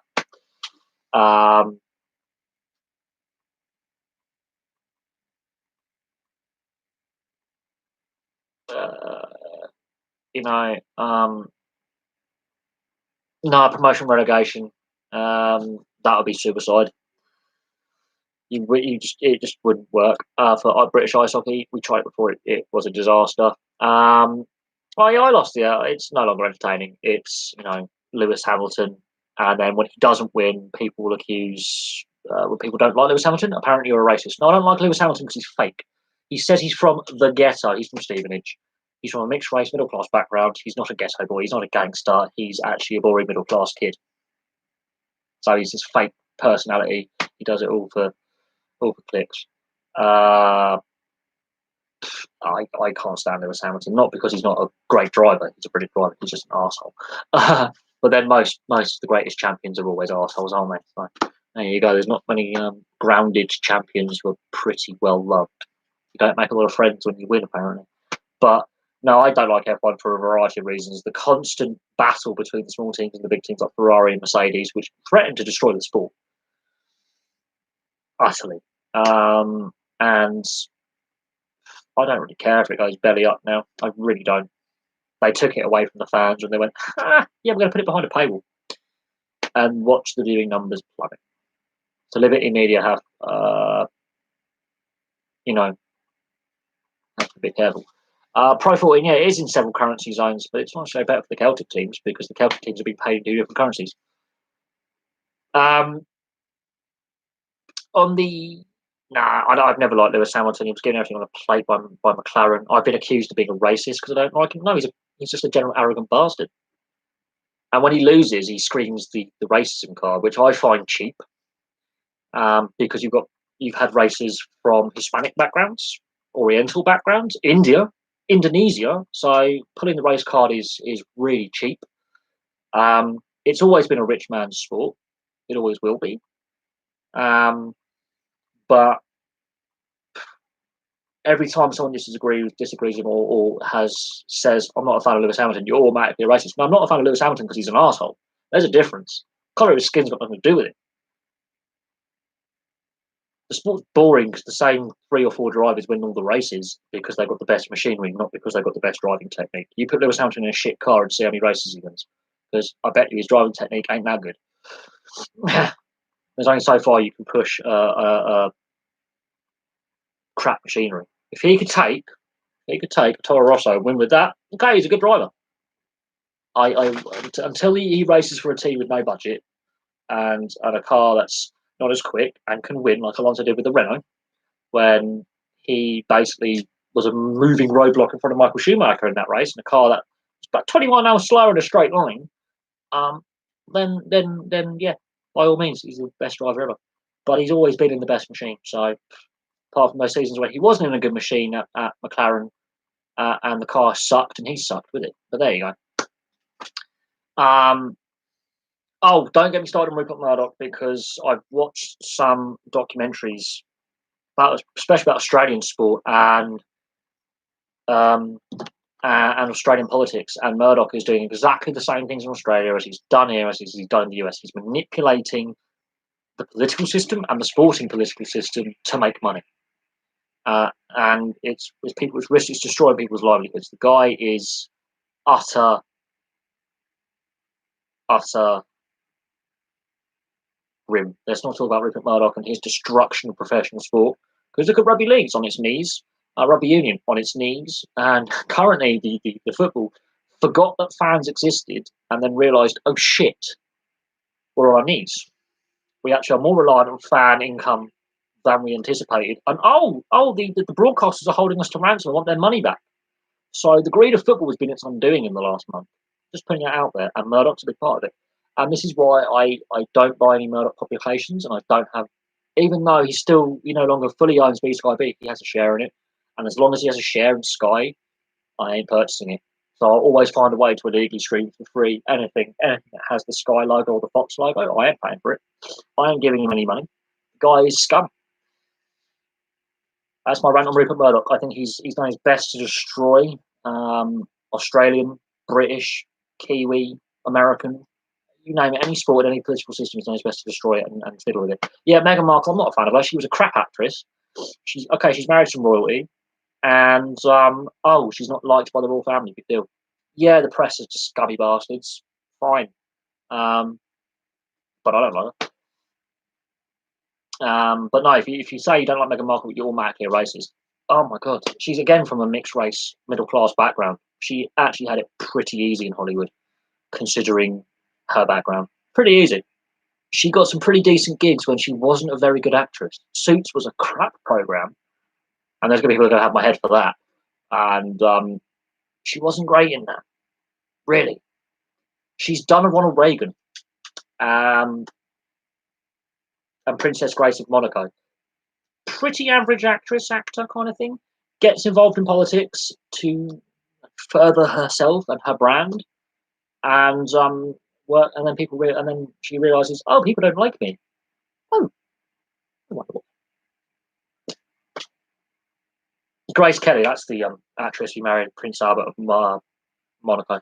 That's the one who died in the car accident. She actually was quite decent actress. But yeah, fading actress. Yeah, whatever. Not that I'm a massive fan of some members of the royal family either. Yeah, the press attention's been a bit shitty, but then I'm not paying for their personal protection if they don't want to be part of the royal family. Why should the Canadians shouldn't have to either? And they told me to bog off. I go to California. I'm not paying as a taxpayer for their royal protection. They don't want to be royals. Why should I have to pay? Bog off. Go be plastic socialites and champagne socialists in America, because that's what California's for. That's my personal opinion on that. Colour of her skin's got nothing to do with it. I just think she's a bitch. I think Prince Harry's whipped. Having met him, I can definitely tell he's not carefree lad he was. And yeah, he's obviously had to mature a little bit, but he's definitely not as carefree and as open and as welcoming as he was 10 years ago. He's definitely under the thumb. I think the League One and League Two TV rights, they are heavily reliant on gate receipts. Yeah, League One and League Two are facing an absolute meltdown. The MLS is shown on Free Sports, and they do some pretty good coverage. The Portuguese league, I think the Dutch and Belgian leagues have been on there. They've got some good TV deals. They've got some good media deals for certain leagues, but of course, there's no sport being played. And I've clicked on Free Sports and just had a little look, and they're just showing sports highlights of the last 12 months of sport. So yeah, it is frustrating that there isn't any pro sport on. They do show some snooker as well, as do Eurosport. So they've got some pretty good sports packages on there. They've got, if you like speedway, if you like motocross, if you like rallying, they do have a variety of sports on there. They do show a few NHL games here. They do show the Swedish Ice Hockey League. They show the Champions Hockey League, which is the ice hockey from the Champions League. They show some pretty good stuff. They got the World Championship Ice Hockey on there as well. But again, with no sport taking place, it is frustrating when you actually find that sports channel that's a bit A bit frustrating back in the day. But yeah, the League One and League Two are considering breaking up the leagues and making them more regional, which is done in Germany. It's done in Italy to a certain extent, where they break down the lower leagues into regional blocks to reduce travel and reduce costs. So that could happen from League One, League Two downwards. We'll have to wait and see what happens there, but they are facing meltdown unless seasons can either be called or played on. Daniel Ricciardo is quite a fun chap, as they say. He's quite a laugh, but you find less and less characters in sport now. There are less and less characters like a Daniel Ricciardo who generally are just always kind of not necessarily PR. They're a little bit more of a character. Like Kimi Raikkonen, famously did a test run at Maranello for Ferrari when he first signed with them, and he's done the test run and he's gone back to his motorhome, and he's got quite drunk. And then obviously they got the evening press conference for the international press, and he comes on, you know, and he's absolutely tanked. He's giving, this is back in like 2007, 2008. He's absolutely smashed, and he's giving a press conference drunk. It's Kimi Raikkonen. He's the Iceman for a reason. He can get away with giving a press conference pissed. And there was a famous time at Monaco where he crashed the car early on, or he broke down early on, and he just went on his yacht and had a yacht party. He just didn't care. Yes, he's a fabulously wealthy man because it's Kimi Raikkonen, but he doesn't care. And then he took his couple of years out of F1. He did the World Rally Championship. He funded out of his own pocket his own privateer team. He funded all the mechanics, all the race engineers. He sorted out all the sponsors, and he was driving a privateer Fiat. He wasn't driving one of the main manufacturers. He was driving a privateer car from the Finnish National Championship. He bought a second-hand Fiat Punto, and there was one rally where he rolled the thing and nearly killed himself. And he's rolled the car, and the car's all smashed up. And he just gets out, and obviously the media are interviewing him. They've got a camera crew near the accident. It's a very serious accident. He's got it a little bit wrong. He's just overcooked a corner. He's rolled it. He's hit a tree, and the back of the car is completely collapsed. He's smashed it to pieces. And he's like, "Yeah, the rally was going well. I was enjoying myself. I just slightly got the line wrong. Oh well, we'll fix the car up and we'll go again next week." He's like, "Could die." Yeah, it happens. I've had a little accident. And then at Parc Fermé in the paddock, he's drinking away. There's a reason why he's called the modern day James Hunt. He's got his one world title and he's a drunk. But no, he's quite a character. Unfortunately,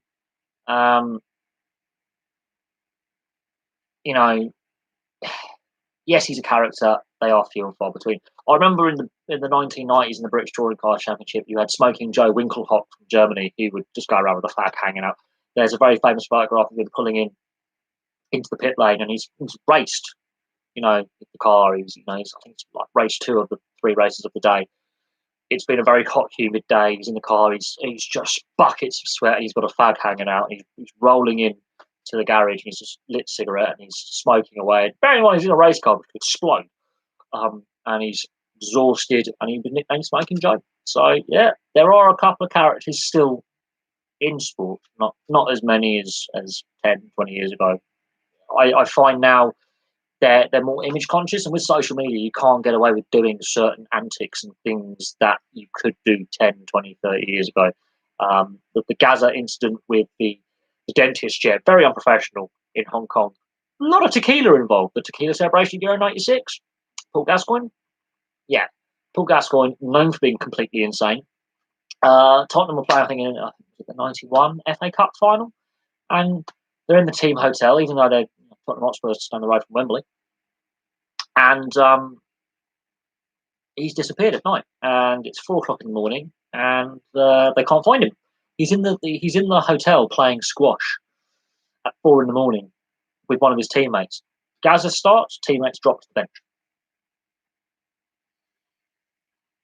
is Paul Gascoigne in a nutshell. Yeah, we now know of his alcohol and substance abuse problems and his mental health issues and his criminal convictions and how his life has fallen apart. But that was him as a player. Fun, but at the same time, there were warning signs that he wasn't necessary. Nick Kyrgios, I think, is the closest we're going to get to a colourful character in sport right now with some of his antics on the tennis court, and some of his press conferences, and some of the things he says and does. I think he's the closest to a maverick we have now, where you just don't know what he's going to do next, which is really entertaining as a neutral, but at the same time, as a fan of whatever sport, you're thinking to yourself, God, you're an idiot. You're throwing away your career. Now, if he was successful and won everything, that'd be a different kettle of fish, but he's not winning everything. He's full of talent, but he's got no discipline and no respect, I think. And that's that. Yes, I remember when UEFA Cup was on Channel 5 and then it got moved to ITV when it became the Europa League and got rebranded. I remember those days. I remember when ITV had Champions League and Channel 5 had the UEFA Cup, and those were good days. The BBC had, I think, the Cup Winners' Cup as well. So when all European club competitions were on free-to-air TV as well as Sky, you could actually, have a choice whether to be ripped off by Rupert Murdoch or to just put up with some adverts and some Jonathan Pearce commentary on Channel 5, or John Motson on BBC, or Mark Pougatch on ITV if your ears can stand that. Now you don't have that choice because the greed of football is killing it, and we want the free-to-air coverage back, not taken away yet. Football keeps wanting to sell the TV rights to dodgy overseas TV companies like beIN Sports from Qatar. Not a good idea. The greed is killing football. Now, what I can see happening out of this lockdown is, salaries will drop. Mega transfers will take decades to get back to that level, and we may have a salary cap. If that happens, then free-to-air TV can claw back some of the TV rights, which we desperately need, because fans are there's a growing discontentment amongst sports fans in general about how much they have to pay, and they can't afford to go to games because of the ticket price. So they want to watch on TV, but then that's becoming extortionately expensive. So they just find illegal streams, and yet the TV companies trying to shut those streams down, make the sport more accessible. You wouldn't have us, going on the internet trying to find the illegal stream and the illegal torrent and the illegal download. Make it more accessible, more affordable. We might be more receptive than shared rights. It's kind of a thing. Worked very well for 20 odd years, and then you took it away from us and pissed a lot of people off in the process, and you're seeing your view levels just drop and viewership drop, and then crowd numbers at games drop. Kind of thing. It's been proven. Stats nerds have proved that if you put sport on free-to-air TV, participation goes up, crowd numbers go up, revenues actually ironically go up for said sport. You put that behind a paywall, the opposite happens. For some reason, football seems to be immune from that. What is it? Because now what we're seeing with this shutdown is it's actually more reliant on the fan base than it care to admit. And the lower leagues face going completely bust. Take out the lower leagues from the sport, the upper leagues can't survive long term, and the sport itself will implode on itself. As I say, think of a building. The Premier League's the top couple of stories. You start knocking away the lower levels, it will fall down. You've already taken one brick and Bury out the Football League structure. The domino effect has suddenly happened. It's just taken a different event than Bury going bust. But guess what? It's had a knock-on effect. Other teams in League One and League Two are facing going bankrupt. You start taking those bricks out the building will fall down. So basically, hockey and NHL. Okay, whatever.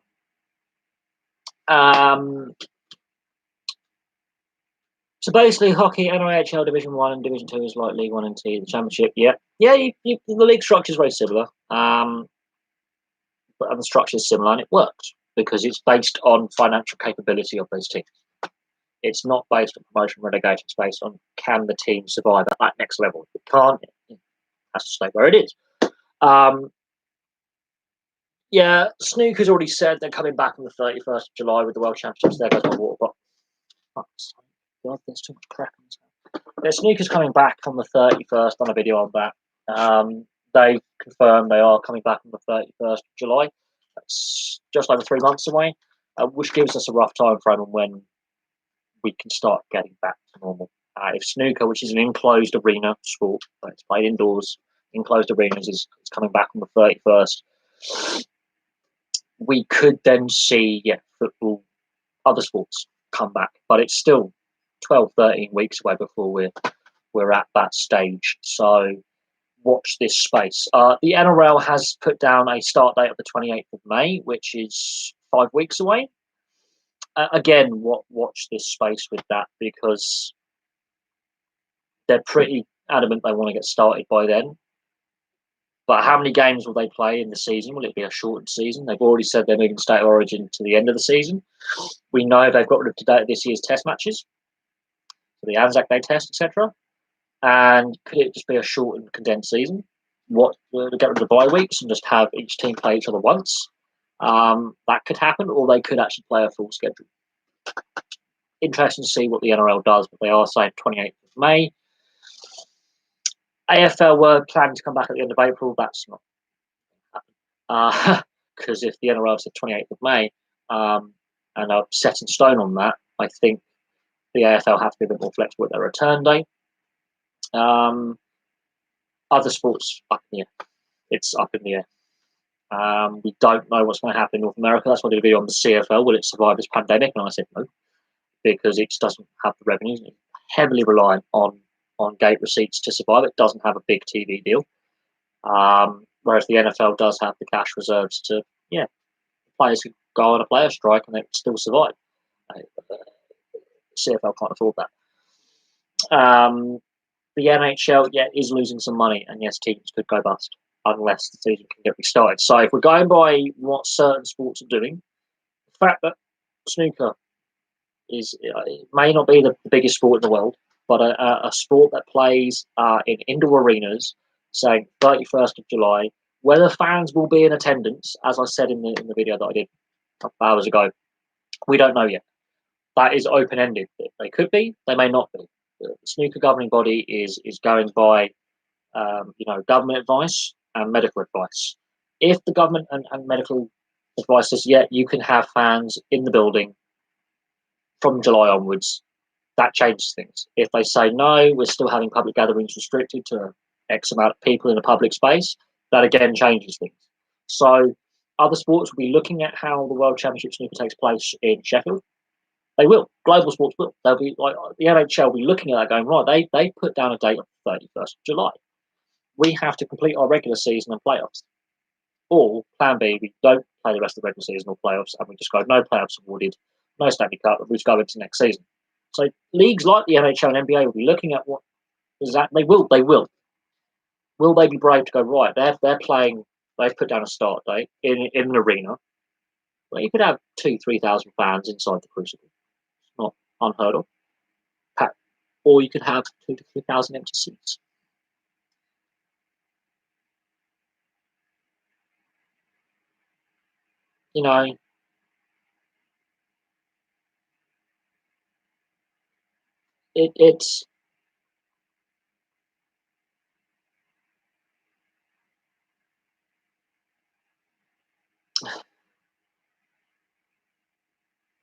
It's an interesting one. Rugby union. Yeah, I think they do risk ending up well. Rugby ends up like FIFA, and we could end up down a road that we don't want to end up down. That is a risk that generally could happen. Well, rugby is at risk of going the same way as football. That is something that could happen. Absolutely.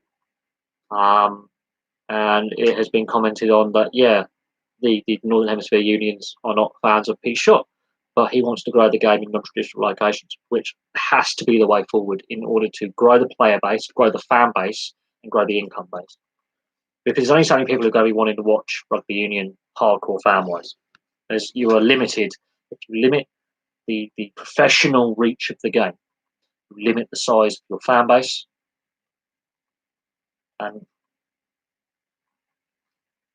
your player base. Same with rugby league. Look at rugby league. There's a reason why the fan base is so much smaller and the player base is so much smaller, is because they just chose not to do what rugby union has done. and expand. But there is dangers with expanding. You have to do it right. You can't just be aggressive and just hope that expansion cures all problems. Look at the MLS. They make up for their struggling revenue streams by expanding every year. And there's only so far you can expand that before you've reached a team limit, which would be about 30 to 32 teams before it becomes unsustainable and unworkable with how football works as a sport. Aggressive expansion is one way to go about it. Sustainable expansion is another thing. And then once you have expanded to a certain point with professionalism, consolidation, and then another wave of expansion. But it is what it is. Do I see the Ashes series happening? I don't remember. Again, it's going to be interesting. We'll have to see what happens with the NRL and if the 28th of May start date is feasible in Australia. And we have to see what happens with World Snooker if the 31st of July, they've said that is when they're going to start. It's when they're going to start playing games. Whether fans are in attendance or not, that is 12 weeks away, 12, 13 weeks away. A lot can happen in that time frame. We've also got, they are the first global sport, snooker's played around the world, to say we're going to restart our Blue Ribbon event, our biggest event of the year, our World Championships. We are going to start it now. Admittedly, 2 months late, but we're starting now. 17-day tournament, we're starting now. Now, football, the various leagues are murmuring sometime in, May, possibly June. But there's no confirmed date. The fact that various leagues are now voting on whether to continue or suspend, UEFA are going to be looking at this going, Christ, try to get all 55 federations to complete their league seasons. It's not going to work. And they were originally threatening to punish leagues that didn't complete, but now you've got lower leagues in league systems going, no, we're gonna call the season now. We're not going to risk up. UEFA and FIFA are in a bubble. They are completely aloof of the health situation, it seems, or they're not they're trying to fall. I can. It's how to describe this. Sort of stumbling. I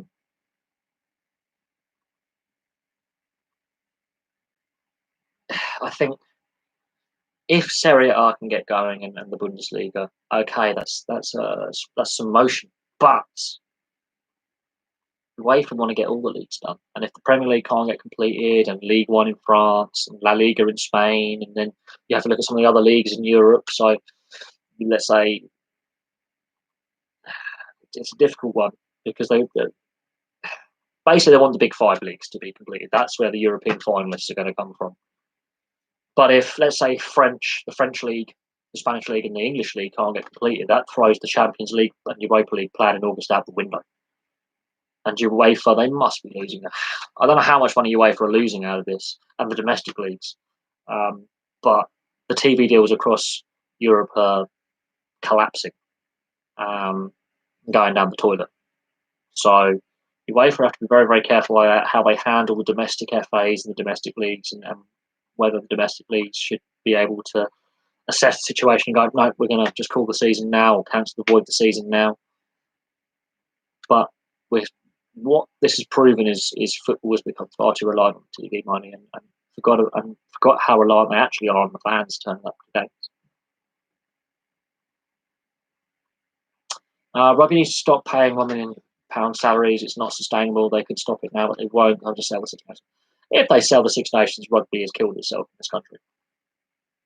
Absolutely.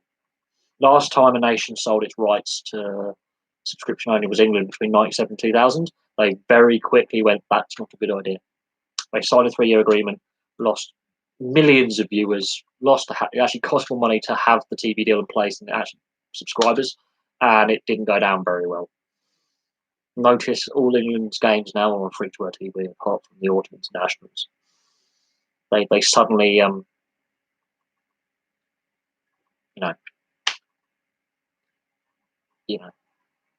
if sport goes down the route of putting it more behind a paywall, I don't think fans have the money to pay for it, so sport will actually end up killing itself. Absolutely.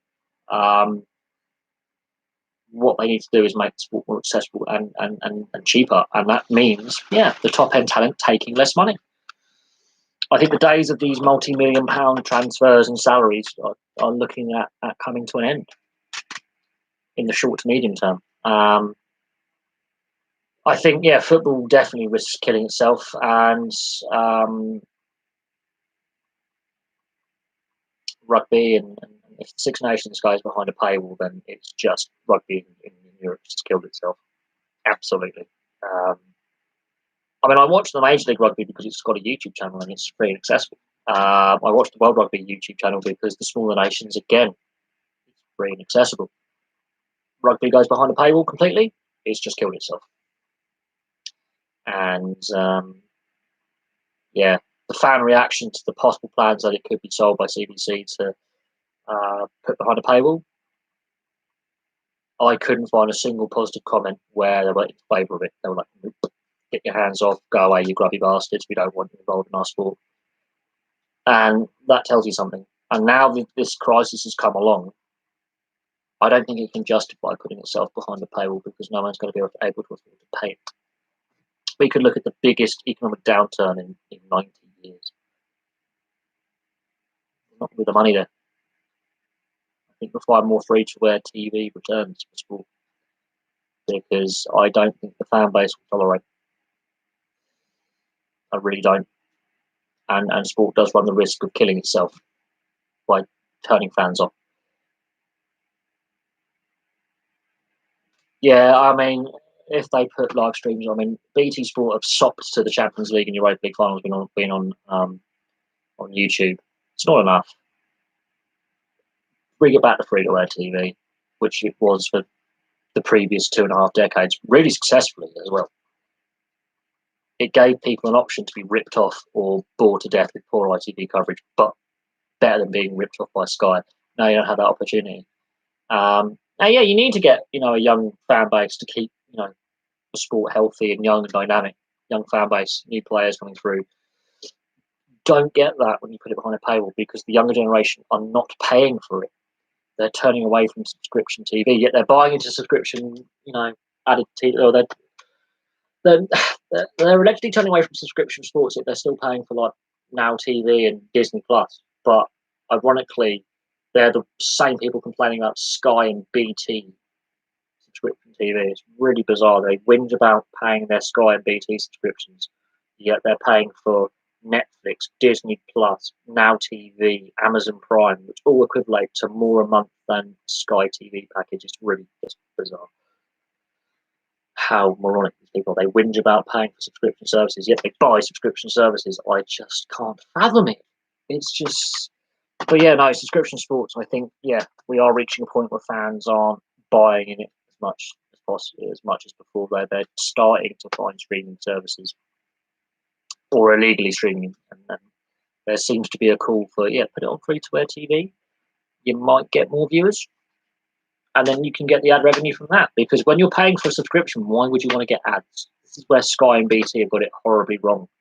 Is they're saying, pay 40, 50, 60 quid a month for this crap service. By the way, we're going to flood you with ads every 5 minutes. The Ottawa team, well, they've made it, they were open to the idea of obviously rugby league. Toronto can have a team, but we're going to make it as difficult as possible. And I can see the same problems for Ottawa, where they've allowed Toronto to join the league system, but they've made things as difficult as possible for them to be competitive at this level. And Ottawa will have the same struggles because the RFL are stupid and run by Blazers and is not a modern organisation. It's not an organisation that is fit for purpose, that you can say is running the sport in a healthy manner, that is constructive long term, that will grow the sport long term and grow the sport in non-traditional locations. Because every time a new team comes along, the old crusts at the top put so many hurdles in the way of that team or teams to make it as hard as possible for them. I don't know. I genuinely don't know what the future holds for rugby league. I mean, we could have a sport that could be completely bankrupt within 6 months because most of the teams operate at a loss or barely break even. Oh my God, my hair's a mess. So yeah, we could have a sport in this country that is completely bankrupt. Completely.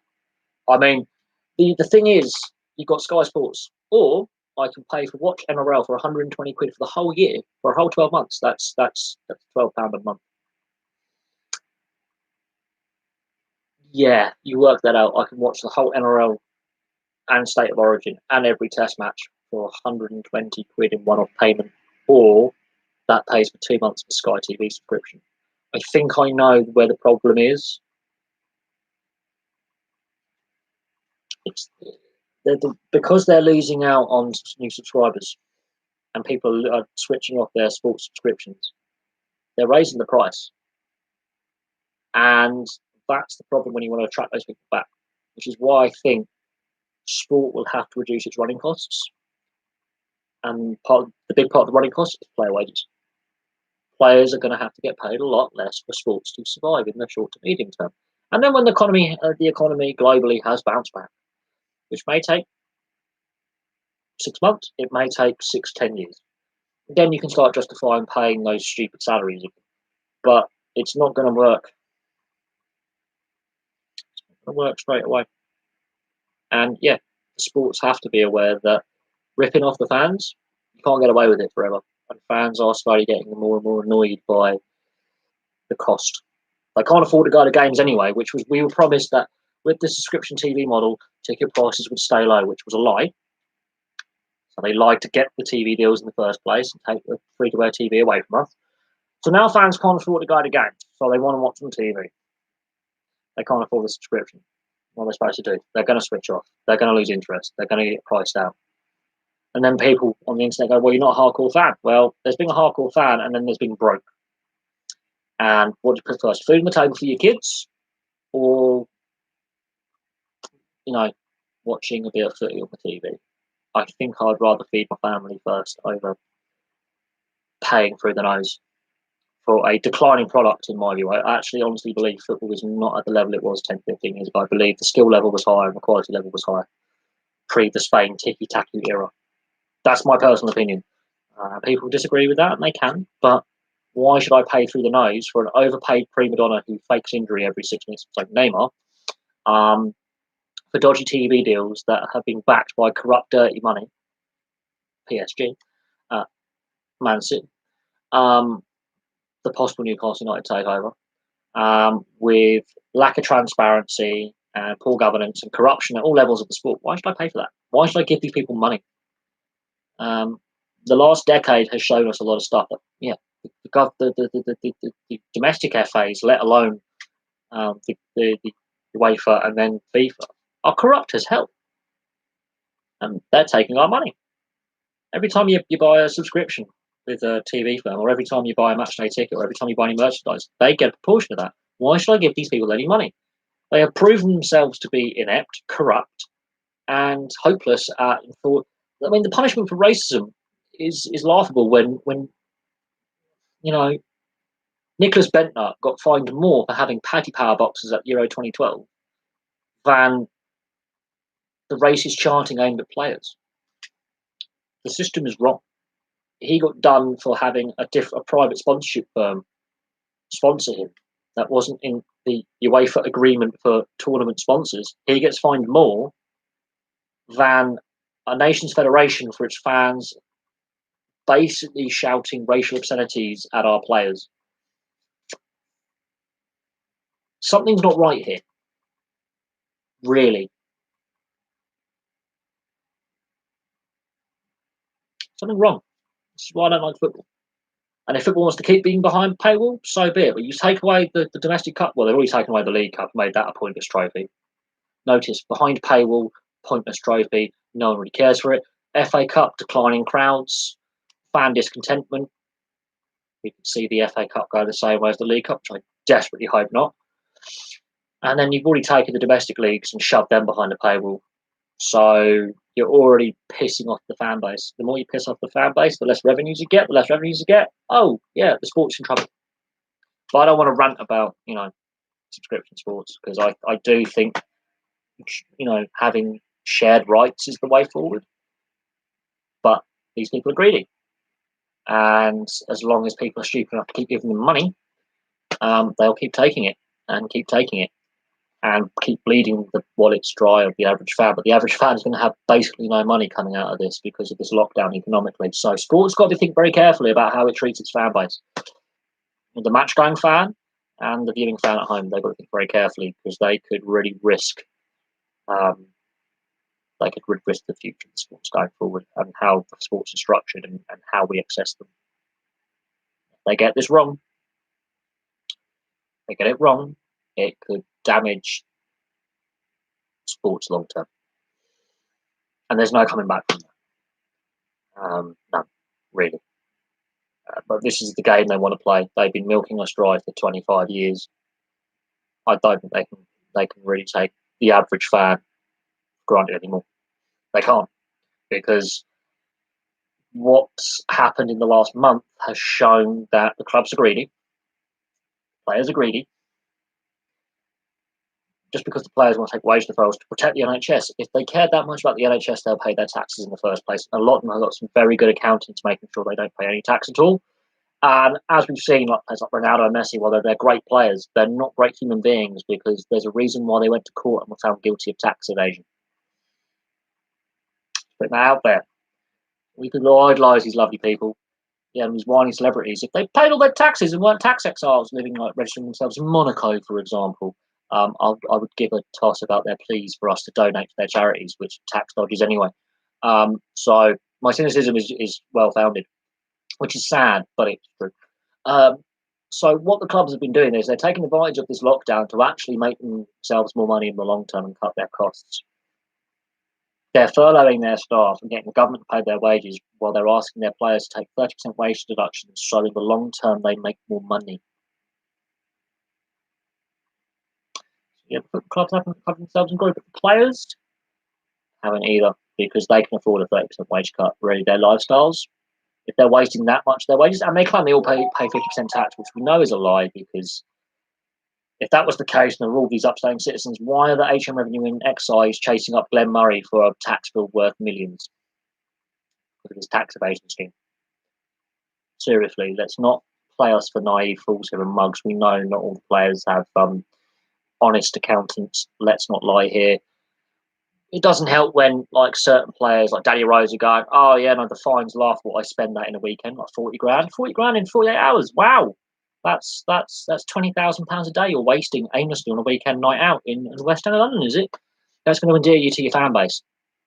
And then you'd say 50 grand ain't enough to live on. Well, you've just blown 40 grand of it in a night.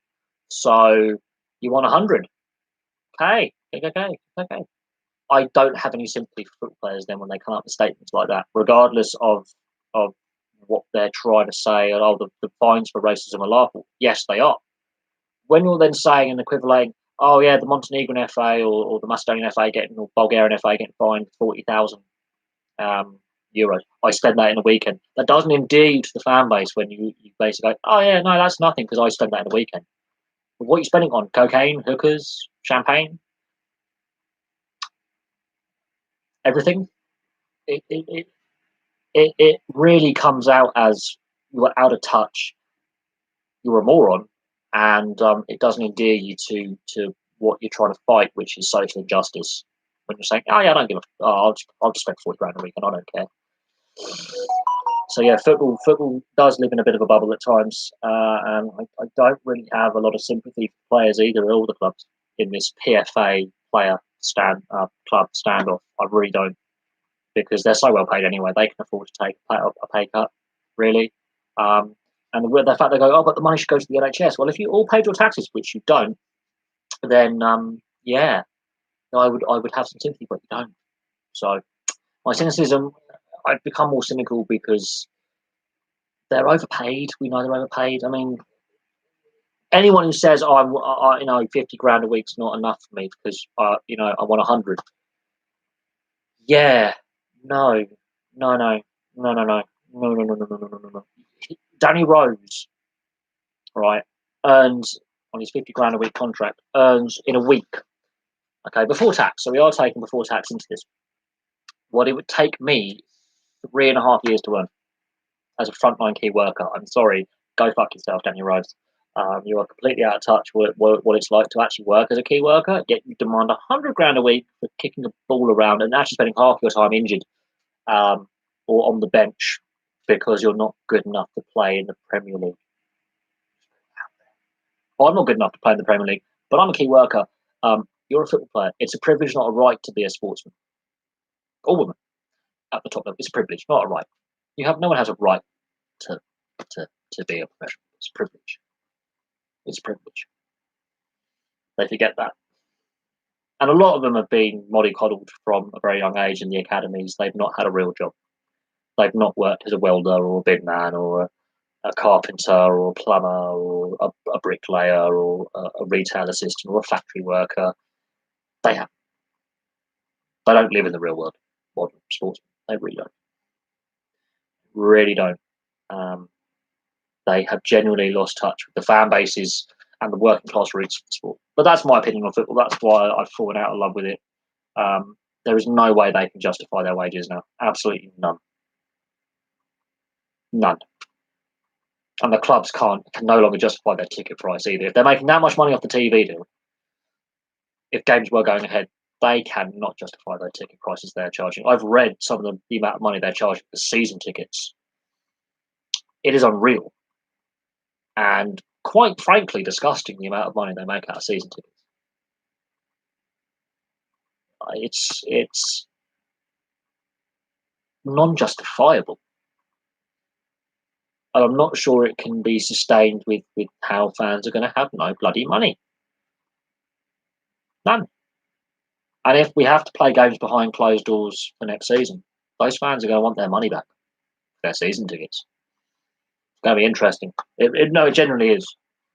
I cannot see how the football clubs and to a certain extent other professional sports can justify the ticket price anymore, especially with the TV deals they have in place. There's no way they can justify the ticket price or the player wages. Considering that in the, 2016, 2017 season, I believe, half the clubs could have let us in for free, and the other half of the Premier League clubs, the ticket price could have been a fiver, and they would still make massive, massive profits. And they didn't deny that. Their ticket prices could have been 5, 10 quid for everyone, with no season ticket sales because of the TV deal they just signed. Yet they're still charging, tickets from mid-50s, 60 quid to hundreds of pounds just for one-off tickets. That's not including season tickets, which some Arsenal was nearly £2,000 a season ticket on average. So, yeah, nah, I don't care if football actually goes bust. I really don't. I do, but I don't. If you get what I mean, I will feel sad for like League One and League Two clubs and the fans and the non-league and the fans of those clubs. There's some pretty decent-sized clubs at that level, and some championship clubs. But actually, I won't really shed a tear if the sport has to restructure itself and refinance it. I wouldn't shed a tear because it's forgotten about its actual day-to-day fan base. They globalization and subscription TV have basically ruined the sport. And now that the sport isn't taking place, they are scared shitless that they've got to pay all this TV money back, and they've got to pay back all the season tickets that are overpriced anyway. And then they work out how valuable fans actually are to the clubs and how they've been taken for granted for too long. And you look at the lower league clubs that aren't getting this TV money, that are heavily reliant on fans, but because they're not getting the free-to-air TV exposure, and because when their games are on the TV, they're changed kickoff times for the overseas market, fans ain't showing up. So football's at a crossroads, and I think this is the moment where it has to change going forward and make it more accessible, because if it does not, the sport's dead. And when the money bubble does burst, which it will, the sport's going to be completely different. The fact that FIFA gave the World Cup to Qatar should have been saying this is a sport out of control, with poor governance and lack of transparency, and fans not being at the heart of decision making and actually basically being an afterthought. That should have been the warning sign saying, okay, all is not well with this sport. But they. Oh yeah, no, the greedy and the hypocrite. Yes, there could be a lot of good that comes out of it, but I think the damage has been done by 25, 30 years of excessive greed in the sport, and I don't think you can undo that. The players have become so entitled, and the clubs have become so greedy, and the players have as well, that you can't undo all that in 6 months. There's going to have to be some kind of salary cap introduced for each level of the sport. There's going to have to be, if you don't introduce that, the financial fair play has to be completely redone and rigorously enforced, which it is not. And UEFA have admitted financial fair play doesn't work. Then why don't replace the system with like a salary cap? Oh no, because the players won't sign up to that. The players will resist. Well, yeah, because the players have got greedy. They've got entitled. An average player now earns what in a week, what an average player earned in a year. Yes, the year I was born, the average salary was 60, I think £68,500 a year for a player. That's a year. That's not a week, that's a year. That is now the average salary for a top flight foot player a week.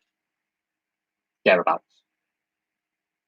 So in 31 years, the yearly salary has become the weekly salary. Then you times that by 52, the average salary of football players now is 52 times greater than what it was 30 years ago.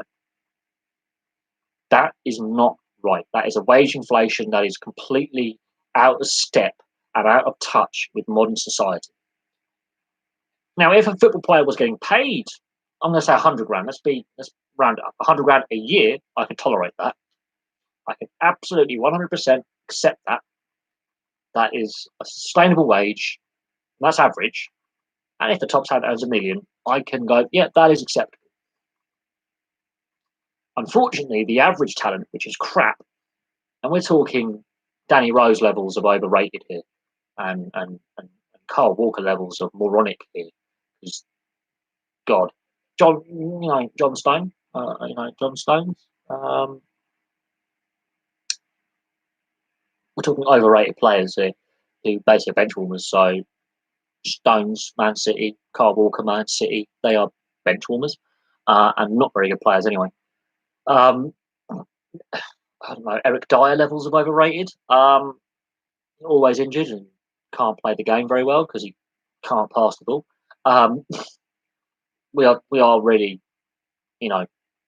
singling out Tottenham players here, or players who played on Mauricio Pochettino. They're earning what, 50, 100 grand a week?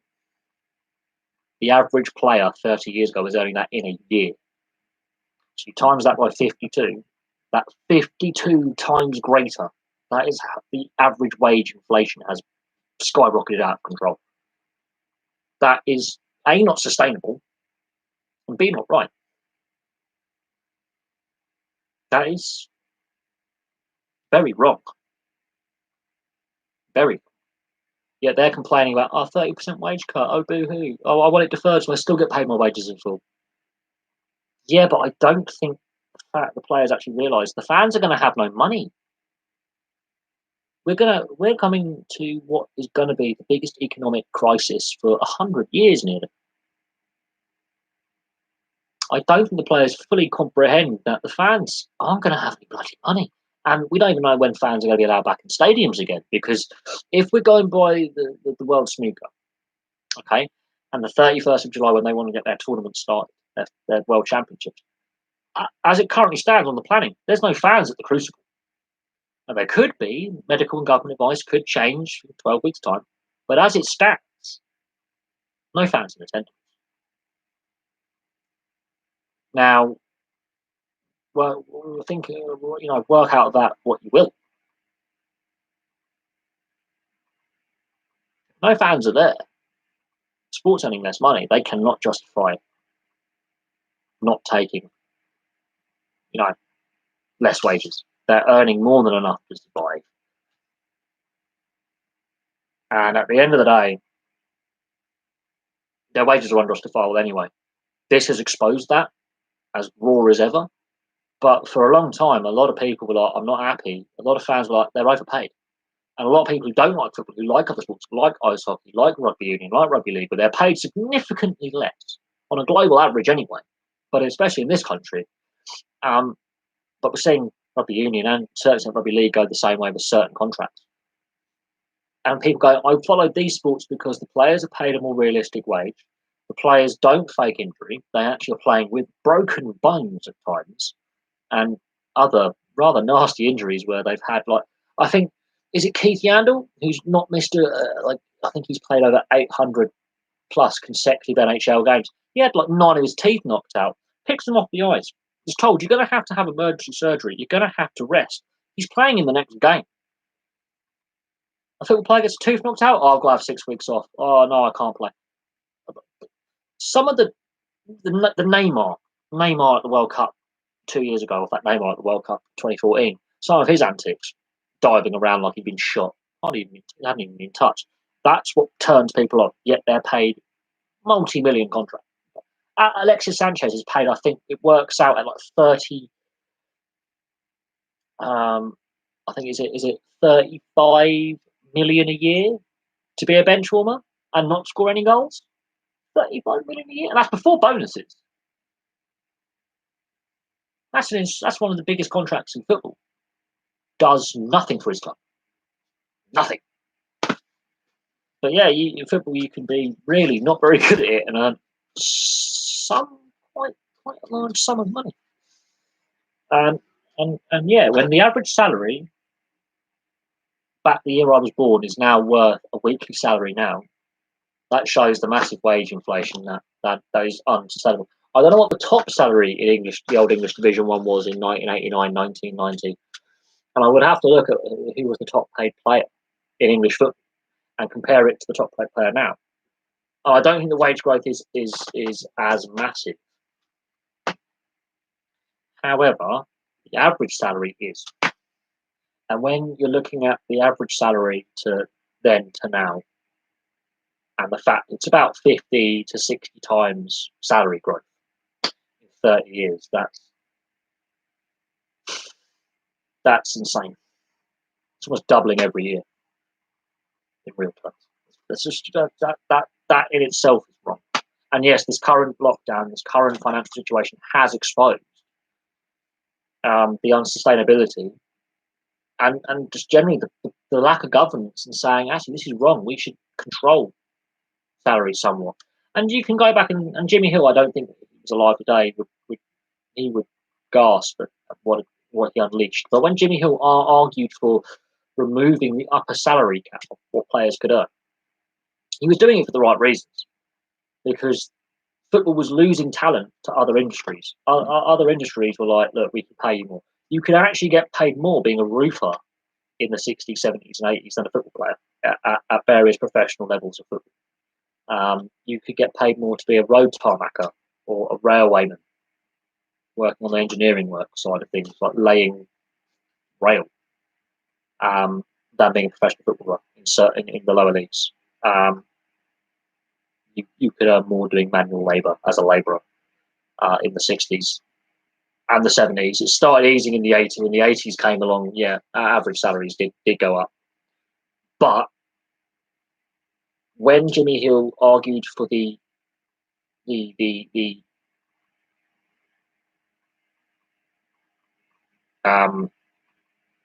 removal of the upper wage cap, he did it for the right economic reasons. So football would keep more talent. It was bleeding. Players were retiring early and then not staying in the sport after retiring. They were going into other fields, and football was losing out. So yes, he argued for the right economic reasons. However, unfortunately, the wages got out of control. Right, on the goalie situation, that was a Buffalo Sabres goalie in I think 1988. His mum was watching. He didn't die on the ice.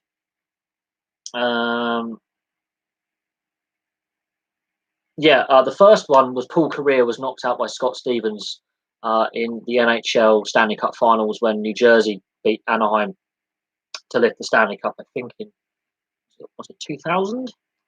Paul Kariya, that was the hit there in Paul Kariya's career. He was never the same after that. Retired shortly after. Scott Stevens levelled him, and yeah, he is out completely cold. Doesn't breathe for about 10 seconds. He basically dies on the ice. He did not get carried off straight away. He started breathing again. Um, he then went off to be assessed. This is before the concussion checks. He did come on. He did score a goal. I think he tied the match and it went to overtime. He doesn't remember scoring that goal. I think it was in game 6 of the Stanley Cup final, where Paul Kariya getting flat by Scott Stevens in I think it was 2000. I may be wrong on that. It might be 95. No, was it 2000? Oh, no, it was 2000. He gets run over by Scott Stevens. He's out on the ice. It's when the Anaheim Ducks, with the Mighty Ducks at Anaheim, and yeah, stops breathing for about 5 seconds, and then he just coughs into life, and you see his visor steam up.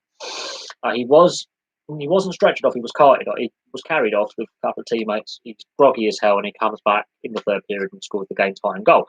The goaltender, Clint Malarchuk, Buffalo Sabres, slices his throat open. His mum was watching. And he wanted one of his teammates to go tell the GM to his mum, I'm alive. But yes, in the ambulance, he did ask while he was in out of consciousness, can you get me stitched up so I'm back in the third period, because it happened, I think, in the second period. He lost 3 pints of blood on the ice, nearly died, and then he was playing it within 2 weeks, which is insane. And yeah, the footage is quite grim, and I always nearly throw up watching it. But yeah, Clint Malarchuk, a Buffalo Sabres goaltender at the time, nearly died on the ice. And yeah, he was played within a couple of weeks. He was told, 3 to 6 months before you can play again. 2 weeks later, he's playing again. But this is why a lot of goalies wear the throat guard. Not all of them. It's not compulsory, and that's where I find that insane. They don't have the compulsory throat guard with the plastic armor around the neck. But yeah, he got hit by a stray puck. It does happen. But yeah, that was one of the most horrific things to happen on the ice. But yes, he famously did say in the ambulance when they're carting him off to the local hospital, can you get me stitched up so I can play in the third period? Bearing in mind, he's just lost, I think, 3 or 4 pints of blood on the ice. He's basically bled to death. Yeah, that was insane. They're the two, I think. One of them happened just before I was born. One's happened in my lifetime. They're the two most famous incidents in the modern era, so we're calling it post-expansion, since 1967, to happen in the NHL. There's been some other horrific injuries that have happened in global ice hockey. There's been some pretty nasty ones, but they are the two that really stand out quite famously, because one was in the playoffs, so global audience, and one was this is before there were counter games every. Oh yeah, no, he just skates. There's been a couple where they've just skated off. There's another goalie who had he didn't skate off. He had to have help off. There was another goalie who got his throat slit and grabs it and skates off after Clint Malarchuk, I think in the 90s or 2000s. So he's not the only one to have that happen to him. But it makes me cringe even now thinking about it. But yeah, no. The quote, "Can you get me stitched up for the third period?" He did say that whilst in and out of consciousness in the ambulance. And yes, he was playing within 2 weeks and still had a lengthy career after that. But that's a really crazy incident to happen. But it's like Fabrice Muamba having a heart attack on the pitch, and then told he's never going to play again, but he's dead for 18 minutes, and then he's still with us now and still does punditry and still does charity events and works with both Bolton and Tottenham, and Wigan, and all the clubs he used to play for, raising funds for health awareness. So yes, but no, he didn't roll around the ground. But some of these players have had some really horrific injuries, and yet they're back playing within a couple of weeks. It was Mark Mathot had half his one of his I think this finger, half his finger hanging off. Just goes, yeah, there's my finger. Yeah. Was it Zach Werenski or Seth Jones had a broken cheekbone in the playoffs a couple of years ago? A puck hit him in the face, shattered his cheek, and he goes off. And he's holding his face, and he's quite a bit of blood. And he goes off, and then he comes back out, and his eyes like this, it's all swollen up, and he plays on with basically a shattered cheekbone, and he can barely see out of his, I think it was his right eye, barely see. His eyes swelling up, bits of bone rattling around his head, plays on. You had the hit from Claude Lemieux on Chris Draper that shattered his face, and he had to have a metal plate put in. You had the Todd Bertuzzi incident with Chris Moore, which ended Moore's career, but you had the Bertuzzi incident. But no, the Chris Draper hit, that was a bad one, which smashed up Chris Draper's face. But no one knew how bad his injury was. And so the game finished. It's a regular season game.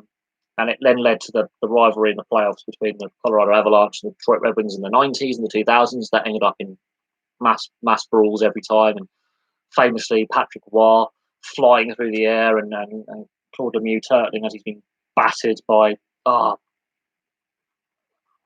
forget who grabs him, but he's getting beaten. He ended up with his face getting smashed up. But when that hit happened and Lemieux puts Draper into the boards, they just thought Draper had a broken nose and was concussed. They didn't realise half his face had completely shattered. And after the game, he's giving the interview and his face is all mangled and you can actually see his cheek poking through his skin and how it's all out here. And he was in a very bad state and he had to have an emergency surgery to plate in his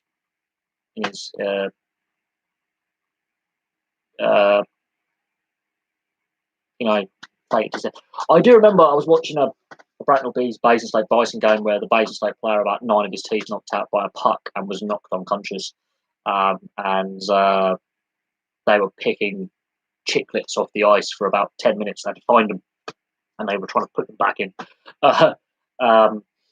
And they tried to find his teeth so they could read and put them back in, but then they couldn't get all his teeth, so he had to have dentures. I remember one of the whole Pirates goalies having his mask actually broken, where the slap shot was so hard it broke the mesh, the grill bit of his goalie mask, and it ripped his eye open and was blinded him. And he was concussed. He'd just been hit the head at like 120 mile an hour, and his mask is shattered on his face. And there's quite a bit of blood. And he goes off, and they put the young lad in goal. The reserve goalie, he's back up to 16, 17 years old. It's his first senior game. He's like a deer in headlights. And he lets a goal in anyway. The other goalie comes back, and they taped him up. They put some hockey tape across his eye. He's clearly concussed. He doesn't know where the puck is, and he generally is all at sea. Doesn't know what's going on. They very quickly realise you're not very well. You're going to have to go to hospital. But he tried to play on with his eye basically hanging out, where his face mask had buckled into his face, and that was quite grim. I've seen a few matches where some of the injuries are just not pleasant. There was Basingstoke Bracknell down a couple of years ago, and Frankie Baklick, who was a big oaf of a forward, he got suspended a lot. Put a player, it was a legal hit, but he put the player into the boards, and the player, I think it was Karpov, ended up his legs turned to jelly, and it took a couple of his teammates to basically carry him off because he couldn't get up. He was done, cold, completely not on the same planet as everyone else. Definitely not in the same dimension, and that was quite a bad one. I've seen a few concussions where players have gone off, and you can tell they're all 6s and 7s, and they're not right. But yeah, it's not always. It's one of those sports where you can tell when a player is seriously hurt and they shouldn't play on. But I've seen players play on when they've clearly taken a puck to the face or a hard hit and they shouldn't, but they can get away with it. But I've seen players whose legs have just turned to jelly and they just are done. Absolutely, they're getting carted off. I've seen some headshots that aren't pleasant. I've seen. I remember in one warm up, a goalie broke his collarbone in the warm up because the slap shot hit him where there's no armour on his collarbone. He broke his collarbone in warm up, and he got very ever so slightly carted off to hospital with a very broken collarbone. But I've seen all sorts, and rugby and football as well. I've seen players get carted off, knocked cold, and some very nasty arm and leg injuries that do make you feel slightly queasy. But thankfully, I've never seen a severe neck injury whilst I've been playing. That doesn't mean that it doesn't happen. Obviously, it has done in both league and union. But I've been lucky never to see someone put on a spinal board before. Let's just say that whilst playing or watching. But I am fully aware that it does happen. Um, yeah, this is why I prefer, you know, ice hockey and rugby league and rugby union over football, and I have done for quite some time. Um, I have more appreciation for what they do for a lot less money. And you could argue, like, this crisis, as you said, has highlighted the greed and the lack of transparency, and it is highlighting how, especially football, and to a certain extent, some other sports need to really rethink how they go forward about things. And yeah, salary caps and rule changes on overseas players and transfers or wages or expenditure, I think, need to be looked at. Absolutely, but again, it's difficult to say to a sport you can't do this because we've always been pretty relaxed when it comes to sports regulations in this country, and in Western Europe we're very more relaxed than in other countries, and we try and leave political uh, thoughts out of it, but I can't see that continuing, not long term. But I'm going to leave that there. Thank you very much for all your questions and topics that we discussed. I've been going for 2.5 hours, which is longer than most of my normal streams go on for. So thank you very much. And I'll have some more videos for you soon. I'm going to check all the sports headlines and see if there's any more breaking stories. Let's see if Mesut Ozil, for example, has decided to take that pay cut of wage deferral because he's digging his heels in at Arsenal and he's fast running out of supporters. I can tell you that. He's a very divisive player at the best times because he's so skilled, but he's also goes missing in most of the games he plays. Yes, cricket. Yeah, I have seen. I remember Stuart Broad took one to the face. I forget who the Kiwi was who took one to the face and lost about 9 teeth and had to have emergency surgery on his jaw.